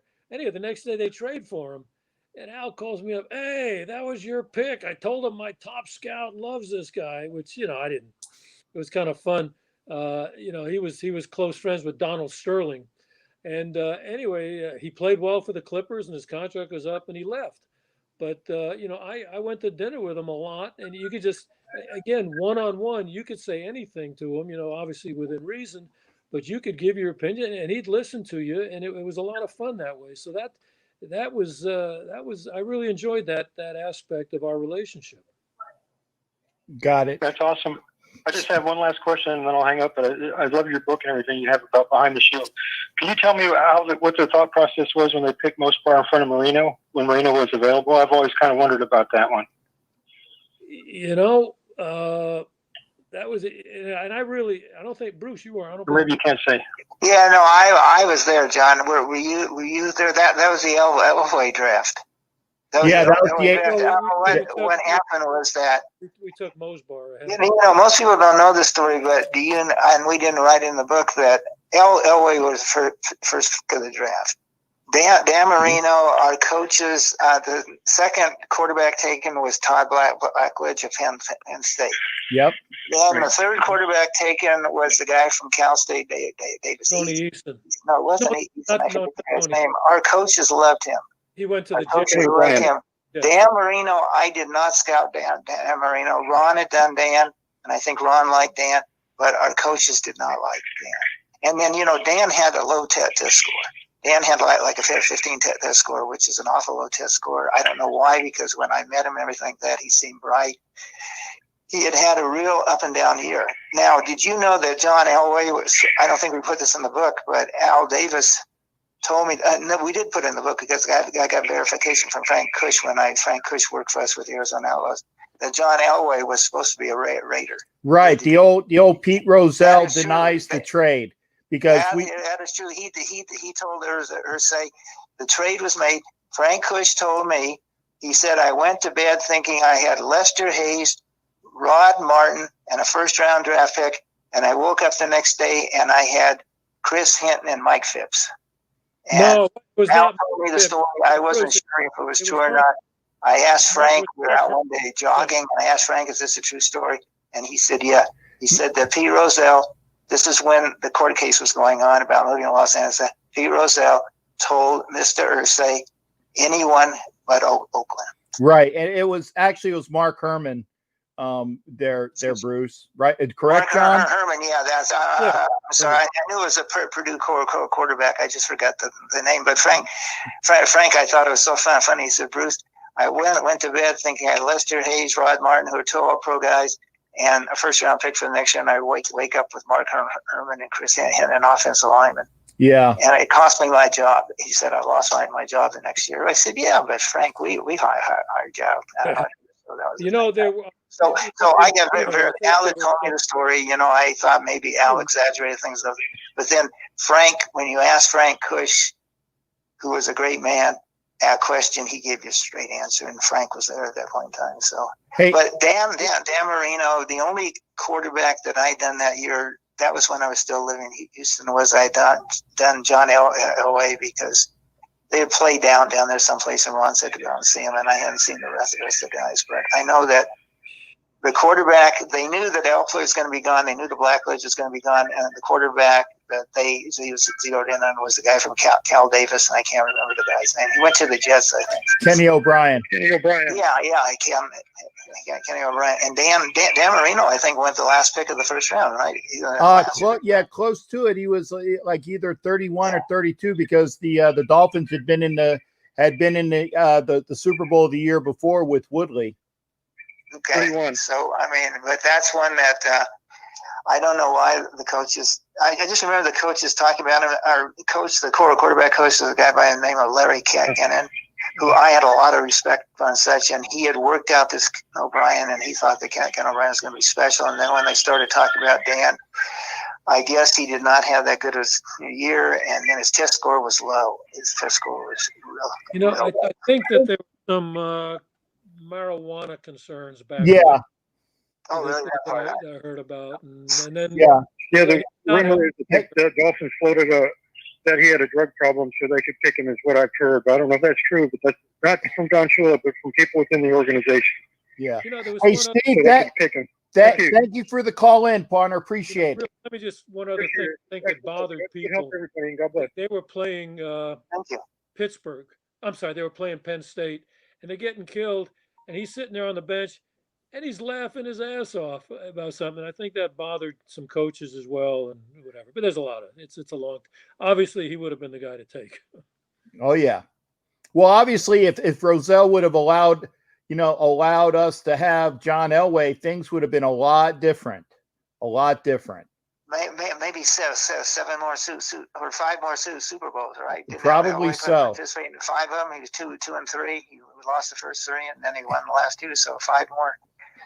No, the only guy when this guy from the Chiefs came out, Patrick Mahomes. I was fortunate I saw him in a live game because I was sent to see him and things like that. And when I ended my report, I said, "This is the only guy that I could compare to John Elway." Wow. I just saw John Elway and him, the way that he could take the ball to the left and flip the ball to the length of the field, take the ball to the right. Didn't have great speed like John, but was elusive in the pocket and could run and such. And so I said, the closest thing. Now, the guy at Clemson, looks a little bit like John Elway, too. He looks like he can do all of those things. Trevor Lawrence? Yeah, he looks like he's that same type of athlete as Mahomes. And in fact, I think he might be faster than both of them. Yeah. Because I was going back and watching some of the tapes of their games last year when they played in the Ohio State LSU, and he wasn't getting a whole lot of time to throw, but boy, he was really good outside the pocket. So we'll see what transpires. All right. I'm sorry for that. No worries. And again, folks, if you have questions, please dial in 813-699-0834. Jon Kingdon, Bruce Kebric, the gentlemen that really know. All of us just think we know. These guys actually know. So if you have a question for in their wheelhouse, again, 813-699-0834. And while we're waiting on a caller, and again, so and that's some insight as well. And I know, Bruce, you're still doing the scouting. John, what do they got you doing this year in the wonderful COVID of 2020? Well, I've been, we have a local paper, the LaMarindaWeekly.com, and I cover sports there, and they let me write whatever I want to write. And actually, it's a very interesting area, Lafayette, Moraga, and Orinda. And I actually did stories about 2 guys that grew up here that went into the league. One of them, Sanjay Lal, who coached with the Raiders. And he's been in the league now for about 16 years. He's with Seattle right now, working with the receivers and coordinating their passing offense. And then if you remember, Giorgio Tavecchio had a great, for the Raiders, had 2 50-yard field goals. His first game ever, the only person ever to do that in their first game. And he went to Campolindo High School. Sanjay went to Miramani High School. And Giorgio was in the XFL, the XFL this year before it went under. And he started with a couple of friends a food import business from Italy, and he's living down in LA. And if you want to look it up, it's 11 US. Okay, and gentlemen, I'm happy to report that this is going to floor you. The gentleman we have on now is a Patriots fan. So, like I said, lots of folks that dial in here. Doc, what would you like to ask Jon Kingdon or Bruce Kebric? Good evening, gentlemen. Hello.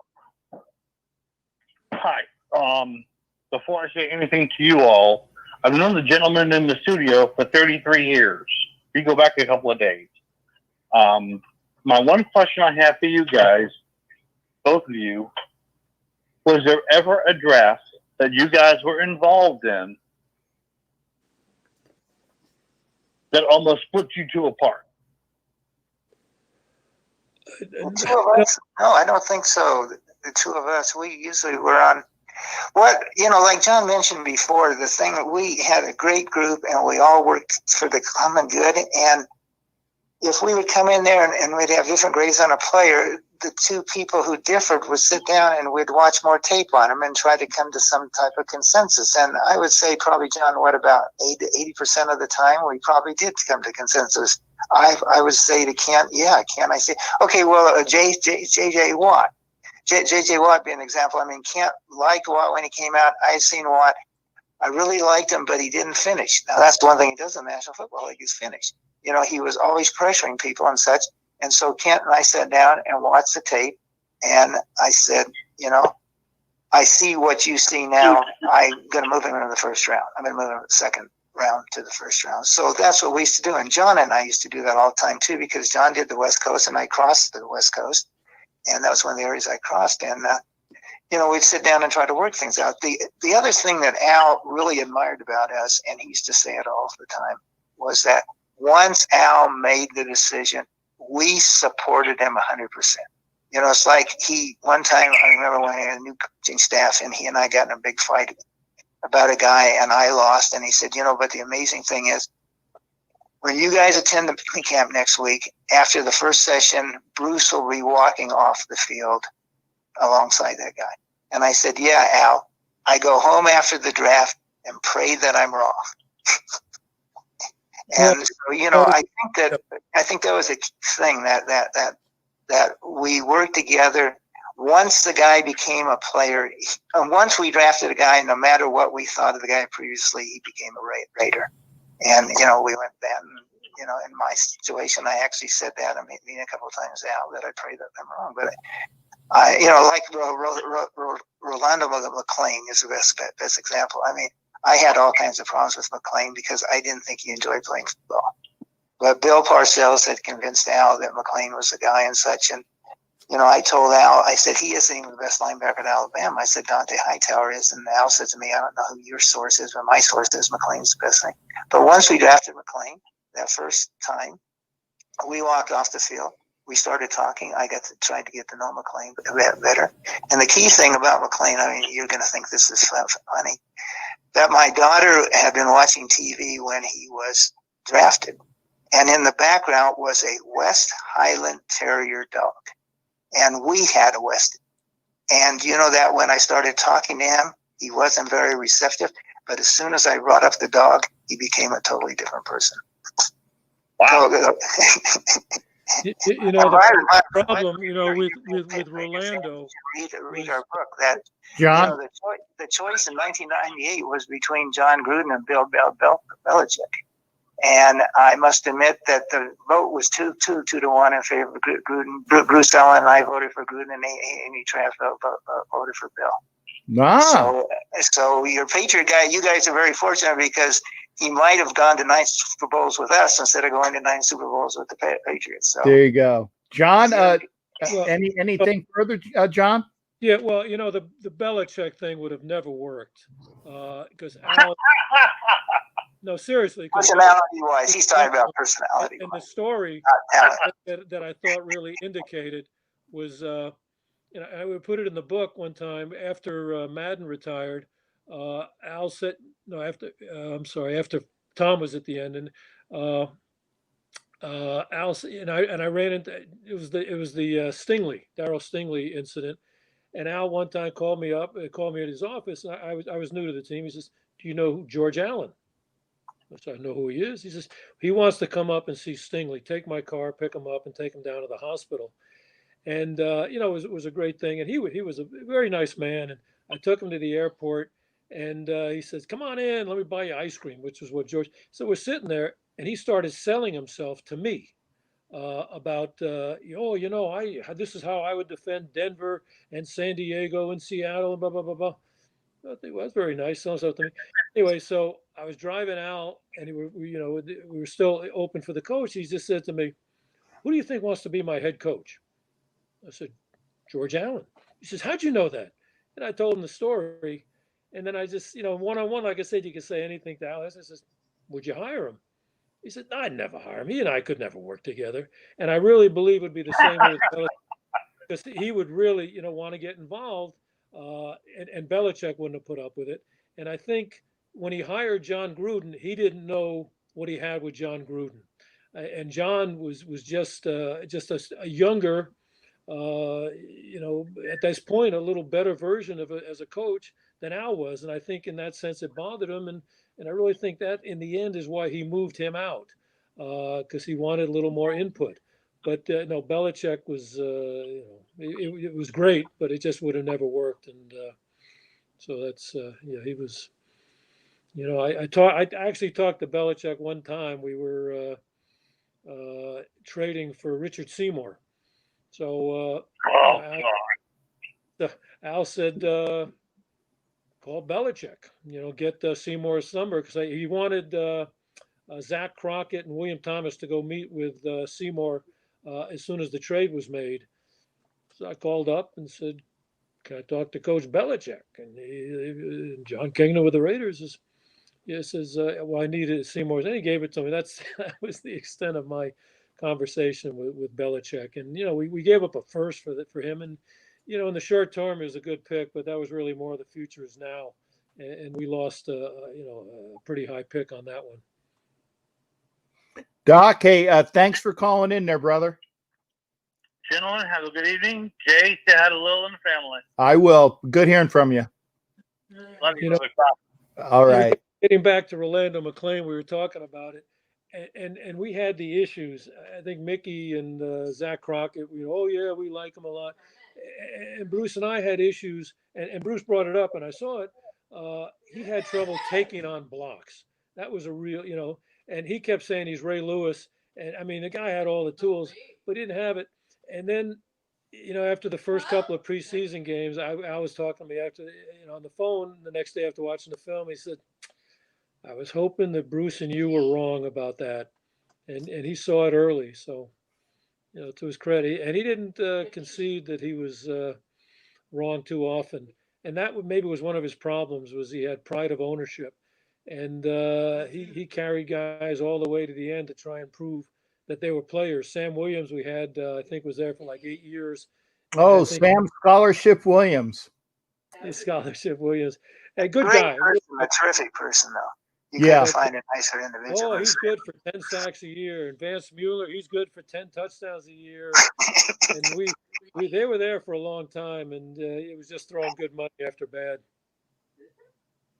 All right, folks. Again, if you want to call in, line is open, 813-699-0834.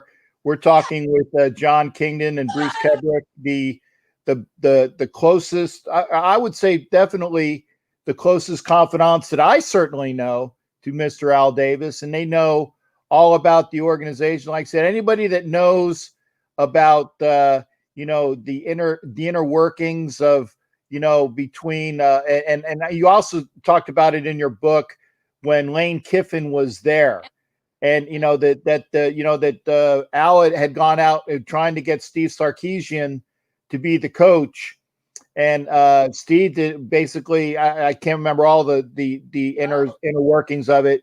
Steve wasn't buying it at the time, but he said, "But hey, I got a guy for you. And that guy turned out to be Lane Kiffin, and all of the things that happened after that. Again, all of these things are in the book. Captain, the way that worked out, actually, he, Sarkisian was in his third interview. I mean, it was coming along very well. And he brought up Lane with him for the next interview because Lane was going to be his offensive coordinator. Right. So that's really where Al made the contact initially. So that's where that went. And it just kind of, that was like oil and vinegar right there. It just didn't mix. Oil and water, whatever you want to do it is. I was going to say, now I always saw, and I tell you, the thing that I always tell people about is that obviously at the very end of that very volatile marriage of Lane Kiffin and Al Davis was when he trotted out Sebastian Janikowski for a 57-yard field goal. I think it was at the end of the first half, and what was his last game as the Raiders head coach. Just as his way of saying, it was like 72-yard field goal. Oh, okay. I'm sorry. Yeah, I know there was a 7 in there, but yeah, it was ridiculous. It was beyond. Yeah, it was beyond 63. So, and again, maybe in Denver at Mile High, but not in the lower confines of the Coliseum, as wet and murky as it is below sea level, you don't have a 70-something yard field goal. And I know that was Lane's way of just thumbing his nose at Al Davis. Well, I think it was the way I heard it was giving Al the finger. Yeah. A little more than the nose. But yeah, 74 is what Mike Sarah said. So yeah. Well, now, just to speak on Lane's, but he was a very good personnel guy. I mean, he fought Al like crazy on Jamarcus. I mean, he did everything he could to prevent him. And by the same token, Jamarcus, we talked about two defensive tackles that were the most talented and underachieving. We may have had the two most talented quarterbacks in history and were underachievers. And one was Jeff George and the other was Jamarcus. They were, I mean, when we had signed Jeff George as a free agent, I'm out there at the mini camp and I had never seen anything like it. He would just stand there and flick it like 70 yards. I mean, he was great, a great talent. But I mean, we talked about he did not have the intangibles, that a Stabler had or a Gannon had, or if he had him, he'd have been Elway, that kind of thing. But he was just amazingly talented. But he just didn't know how to lead a team. But by the same time, he was not a bad person. He really treated people well. He flew our trainers back to the Indianapolis 500. So, I mean, I guess people liked him, and I never had any bad dealings with him. But, as a winning quarterback, it just wasn't there. And I wanted to interject something here as well, folks. And one of the chapters that I like the most is, John, you talked about basically your night out with the twos. And I had just been hired there, and and there was a booster club meeting, and John Herrera was supposed to go, and he didn't want to go. He says, "Well, why don't you go in my place? You don't have to speak." So he says, "Go meet Matuzak up in Berkeley." And I had my own car there. I didn't have a company car yet, and it was a 5-speed Toyota Corolla. So he says, "All right, why don't you just follow me?" Well, he's going like 90 miles an hour, and my car is rattling. So he finally pulls over, and I think, "Oh boy, we're here." And he says, "No, why don't you, come in my car with me?" And he opens the door, and a lot of smoke comes out of it, and it wasn't tobacco smoke. And then he walks into a liquor store and gets like an 8-pack of these big cans of beer. And he gives one to me. And I'm not really a beer drinker, but I figured it'd be one less than he'll drink. And he downs those. And we walk into the booster club. And in fact, Errol Mann was there as well. And the guy comes up to John and says, "Hey, it's the twos. Let me buy you a drink." He says, "Well, give me a triple Crown Royal, 3 shots of Crown Royal." And the guy is taken aback, but all right. And I think he drinks like, every time someone comes, "Well, hey, let me buy you a drink." He drinks like 13 of these things. So he's had like 40 shots and the beer and whatever. And he gets up and he's holding a young girl who's like at a cheerleader. And he's fabulous. I mean, I don't know how he's standing, but he was great. The crowd went crazy. And so, again, I just moved out here. I have no idea what my car is. And I can't believe. And so, in fact, I want to drive his car. I don't trust him behind the wheel, but I'll drive it. No, I can drive it, John. Get in the car. He gets to the place, and he says, we get there. There's my car. He says, "Hey, there's a bar. Let's have a drink." So we walk in there, and "Hey, it's the twos. Let me buy you a drink." Triple Crown Royal. So we're there for a couple of minutes, and a woman comes up, starts talking to him, and they go into a back room. And I'm waiting like 15 minutes. And I go in the back room. It's not a back room. It's the exit out of the place. And I look out and his car's not there. So I go home and I think I'm going to watch the news that John Matuzak dies in a car accident.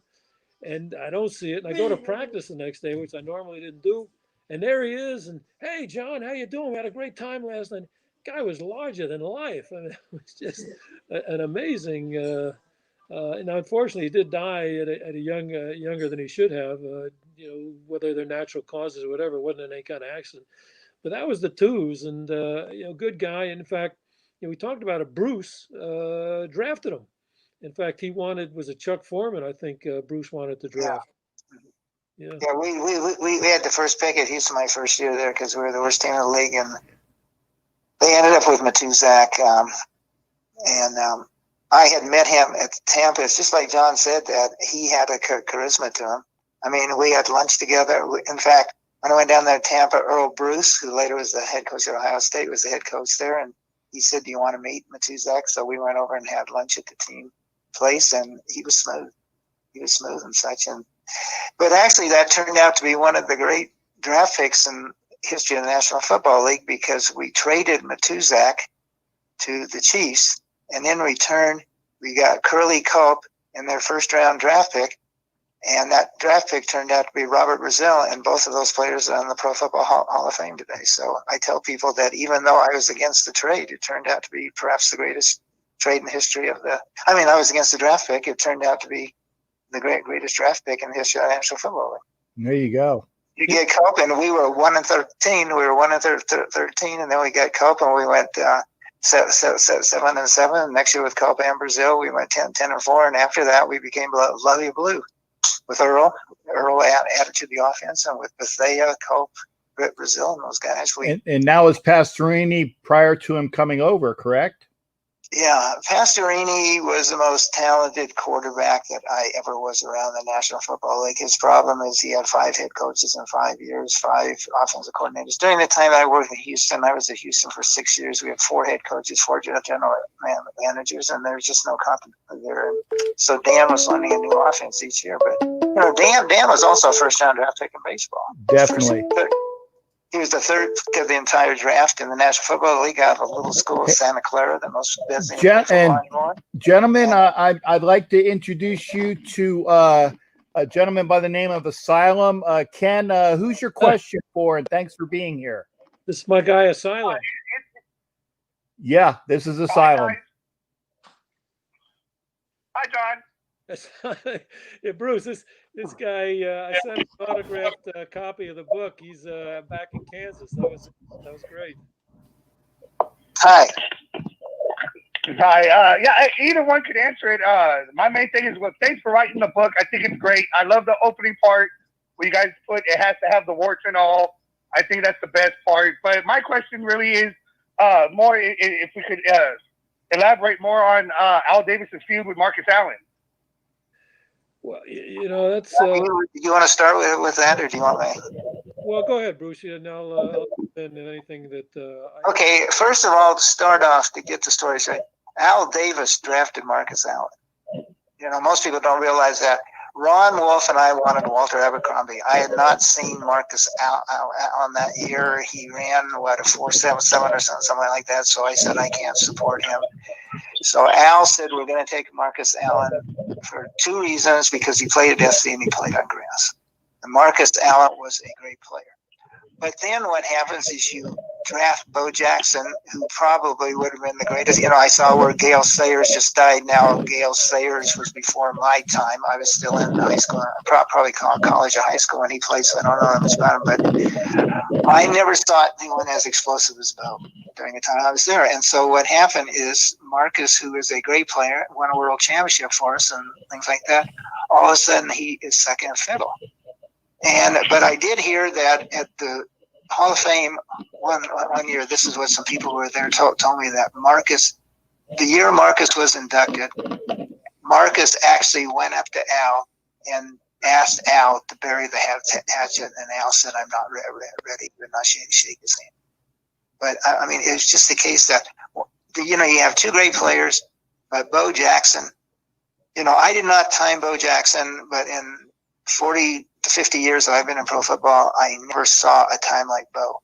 Bo ran, for people that I have greatest respect for, 4.19. Deion Sanders, who everybody said was fast at the combine, ran 4.28. Ruggs, who they drafted this year, ran 4.28. So Bo Jackson at 225 pounds, something like that, was a whole tenth of a second faster than those guys. And you saw it when he played before he got hurt. What type of player, he was. And I guess I don't follow baseball that much, but he must have been on the verge of being a great baseball player. I read something recently where Ron Wolf said something. A friend of mine, Bob McGinn, wrote a column, and Ron Wolf said Bo Jackson was the greatest player that he ever saw. And coming from Ron saw lots of players, lots of great players. And as Jon said, hyperbole is not product of Ron. Ron calls the shots as it is. So I think that was the case that, Bo Jackson was a better player, and Marcus was the one who had all the attention. And, then, Al's going to take the guy with the most speed. John? Actually, just as an aside, I think I can only remember 2 times where we actually made up times in the draft. And one of Marcus ran a 4.75, and we put it down 4.65. And then number 2 was the Kirk Morrison.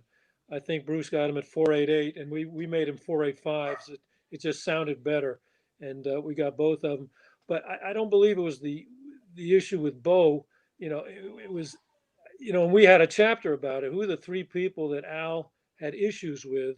It was Kenny Stabler, Jon Gruden, and Marcus Allen, and all 3 of them were the face of the team.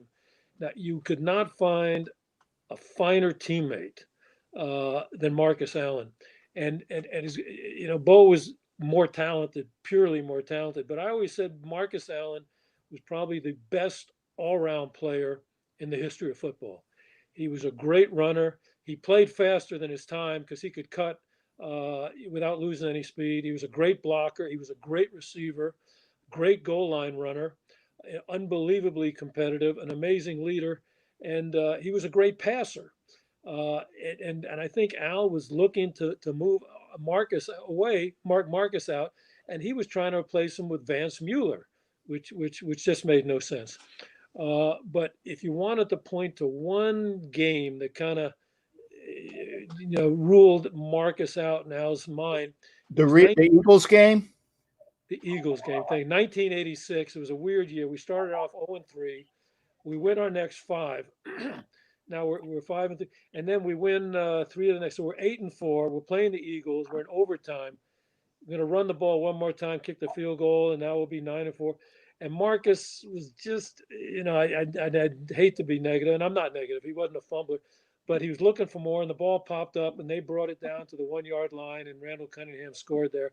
And I think Al never forgave him for that play, or at least he used it as an alibi to kind of work away from Marcus. And then when Marcus went on national TV with Al Michaels and just said, Al's trying to ruin my career, that was the end of that. And, and it really was not Al's best thing, because, everybody loved Marcus. And I think there was some resentment from the players towards Al, the way that Marcus was treated. But if I had to, the 2 things, that Marcus is becoming the face of the team, and he kept trying to replace him. We got Roger Craig. He tried to replace him with Eric Dickerson. He wanted to replace him with, and then Marcus goes to Kansas City and it has a couple of very good years. So it just that wasn't Al's finest moment, and I kind of was disappointed. But I never confronted him with him. It just wasn't. Some things you just didn't bring up with him because what are you going to do? He's not going to take it very well. All right. Well, Hey, that fumble, John, I forgot that fumble. It was against the Jets, right? In the playoff game? No, it was against the Eagles. Yeah, the No, Eagles. Don't you remember we were going in? I wasn't with the team then, but it was he fumbled like on the 16-yard line against the Jets in the playoff game. Then the Jets lost to the Dolphins the next week. Al, that bothered Al. I'd forgotten all about that because I remember I wasn't even in the league and we talked about that. Wasn't it the semifinal game we were playing in the Coliseum? Yeah, it would have been the we were marching in and we had the game under control and Marcus dropped the ball about the 16-yard line. Was it the Jets? We were actually going in.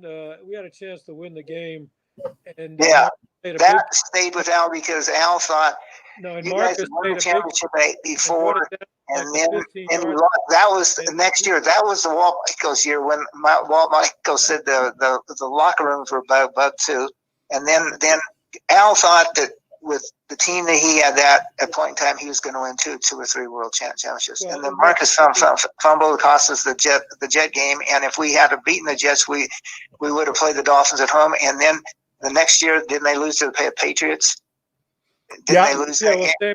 I mean, there were 3 years that they probably could have won 3 world championships. Now, I don't know if they would have won that last year because they had to play the Bears and that game against the Bears, you told me, I didn't see the game, but you and some other people said when the Raiders and the Bears played during the season, that was the most brutal game in the history of pro football. David Hum was the one who told me about it. Didn't know Oakland get down to the third quarterback or something? Yeah, that was the game. What happened? Wilson hurt his shoulder and his thumb, and then David Hum came in, and he got clobbered. And our third quarterback, Jimmy Ray Guy, did not dress for the game. It was going to be Ray Guy, and Ray was and Mark came out and he could barely throw. In fact, Marcus I think completed 2 of 3 option passes. But in the New England game, what really cost us, Marcus caught out of the backfield. We got down to like the 15-yard line late in the game with a chance to win it, and Mickey Marvin got called for holding, and we brought it back. And okay, yeah. Yeah, I forgot Mickey was involved in that one. Yeah. But those are two frustrating years for Al because he thought that, he had a chance to win 3 world championships. I remember one time he and I were talking about Marcus. And, like when we talked about Marcus, he was never clear about Marcus. And that's why I wanted to point out to Asylum that Al was the one who drafted Marcus. And I remember talking about the Jet game. He said he was just so disappointed. And I did not see that game because I was in the USFL at that point in time, and that just came back to me. Something that I forgot to when I talked to Steve and you too. So, and then like I said, when Bo played, Bo was just exceptional. Yeah. Even when he got hurt, even the play that got hurt on, didn't he have about a 60-yard run? And that linebacker from Cal, I don't know how the linebacker from Cal caught him. That was one of the big shocks of all time. Who was the linebacker with the Bengals? I think he played. It was Williams. I think it was a guy named Williams. Yeah, it was Williams. But yeah, and he caught him. I don't know how he caught him. Bo must have just gone into second gear or something. I mean, gone into different gears just so he had a touchdown. The guy was not that fast. He had speed because I remember we liked him because I'd actually done him at the Senior Bowl and gone up to his room and talked to him and such. But I didn't know he had that type of speed to catch Bo. Hey, the 2 most exciting players I think we ever saw. All the years that I scouted, no one was even close to Bo. Got the ball, you held your breath. And the other guy in college, the most exciting player I ever saw was Rocket Ismail. And I think you and I were at the SC game. Every time he went back there, the entire stadium would stand up. In fact, I remember we were watching Colorado play Notre Dame, and I was at Bruce's house because we went to another game, All-Star, another bowl game in Arizona, and we were really rooting for Colorado because Dave McLuhan, who became a scout with us, was on the team. It's Kent's son, and they were going to punt at the end of the game. Whatever you do, don't kick at the Rocket, and they kicked at the Rocket. He took it all the way back, and there was a penalty that called it back. But Bo and Rocket, to me, were the 2 most exciting guys I ever saw, at least Rocket in college and Bo everywhere. There you go. Hey, Ken, Asylum, hey, thanks for calling in there, partner. Great hearing from you. No problem. Thank you guys again for writing the book. Any diehard Raider fan needs to have this book in their collection. And I enjoyed listening to these stories. Appreciate it. Thank you very much, Asylum. Appreciate it. All right. Yeah, that's Asylum. And gentlemen, I tell you, I've kept you on for 2 hours, and I don't want to. I know that it's only like 8 o'clock your time, but still, it's 8 o'clock your time, and it's starting to eat into family time, and I don't want to take up any more of your time. And I personally, I want to thank both of you for being here and spending time with everybody. I know we're going to get a lot of push for this, and like I said, if there's any way that we can do this again, because it never gets old having you two on. And then, like I said, Bruce, hopefully we'll get you on with a camera sometime. And if we can get Steve in here, I'll just shut up and I'll let you guys talk for 2 hours. That'd be great. That sounds great. I will go to work on it and see if I can download the thing, update my equipment. It was great talking to you. Lots of fun, and best of luck to you and all your endeavors. And if I can be of help anytime in the future, please let me know. I will. And Bruce, I'll be obviously. I got your book because I got this is the one I got from Jon. I got another one, and I'm going to be sending it out to you as well. So this way, I will have the dual authors signing dual books, and it'll be in my personal collection. And I can't wait to do it. Okay, that sounds great. I'll look forward to receiving it. Thanks again. Okay. Thanks Great. again there, Bruce. Goodbye. Bye-bye. All right, folks. I tell you what. And thank you for Bruce Kebric for being here, and thank you, Jon. Again, I miss you, brother, because I know. every year, I always won a game, and I said, "Hey, let's do breakfast, let's do coffee, let's do something." And see, I will say this, and I'm proud to say this. There are things that Jon's told me that should be in other books, and only I get a chance to hear about them because I've had a chance to hang out with them, and we're going to do Chinese next time as well. The great buffet, absolutely. Okay, folks, Right. Thank you so much. I appreciate you. Like I said, Jon, we'll be off in a minute. Again, folks, thank you for being here for both Jon and Bruce, and hopefully we'll get Steve out there next time. Literally, like I said, I'll just say, "Hey, I'm here, guys. Go at it." And it'll be just like a family reunion, a book reunion. And again, Jon, because you know how to get it, make sure people know how to buy Al Davis Behind the Raider Shield if they have not gotten it already. Yeah, we got it on Amazon, and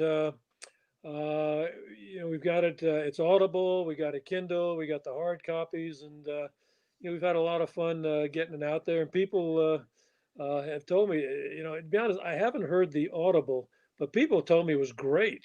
The guy imitates Al, he imitates Sap, and Scott Odell, who I've never met, but just kind of communicated with. Steve Corcoran found him, and people have raved about the Audible book as well. So Amazon's got it, and anyone who's read it, if has bought it, if you could give us a little plug on Amazon, that's always great too. Please do that. And again, we thank you for spending time with us. And it never gets old. Trust me. I'll get you guys on another time as well. But again, and I appreciate you spending time with us and Bruce spending time with us personally, because I know that I don't want to take you away from your family. But again, I appreciate you being with our family, Raider Nation. We couldn't have done it without you. Well, and one of the other benefits of writing the book is I got to meet a lot of people like yourself and like the callers, so it's been a lot of fun, and have people tell me how much they've enjoyed it. It's been great. You got it, folks. I'm going to spend some time with Jon after this, but I'm going to end the broadcast. Please make sure you join me. Tomorrow I'm probably going to do a show because I want to talk about that Raiders Patriots game, and of course I will be doing a show with Asylum, with Homer, Sunday, right after the Patriots game. We'll be doing the Raider Invasion podcast. That is on the Raider Homer channel with myself, Raider Homer. Obviously, it's his channel. And some guy named Asylum that is definitely good for some laughs as well. Join us after the game on the Raider Homer channel on Sunday. Then I'm going to do a broadcast later that night as well. I might be doing two because we're getting the game done so early. So look for it. And again, look for me tomorrow. I'm just itching. I got to talk about the Patriot game. And again, folks, thanks for being here. Jon, I'll be with you in just a second. Sure. Thank you again for joining me on the Black Shield and Galleon Wheel webcast. Make sure everybody is subscribed up. I got that Marcus. Hey, talking about Marcus Allen, I got that Marcus Allen helmet to give away to that 1,000s. Whoever is up for it, when we get 1,000 subscribers, you're up for it. So thanks again, folks. We'll see you next time on the show.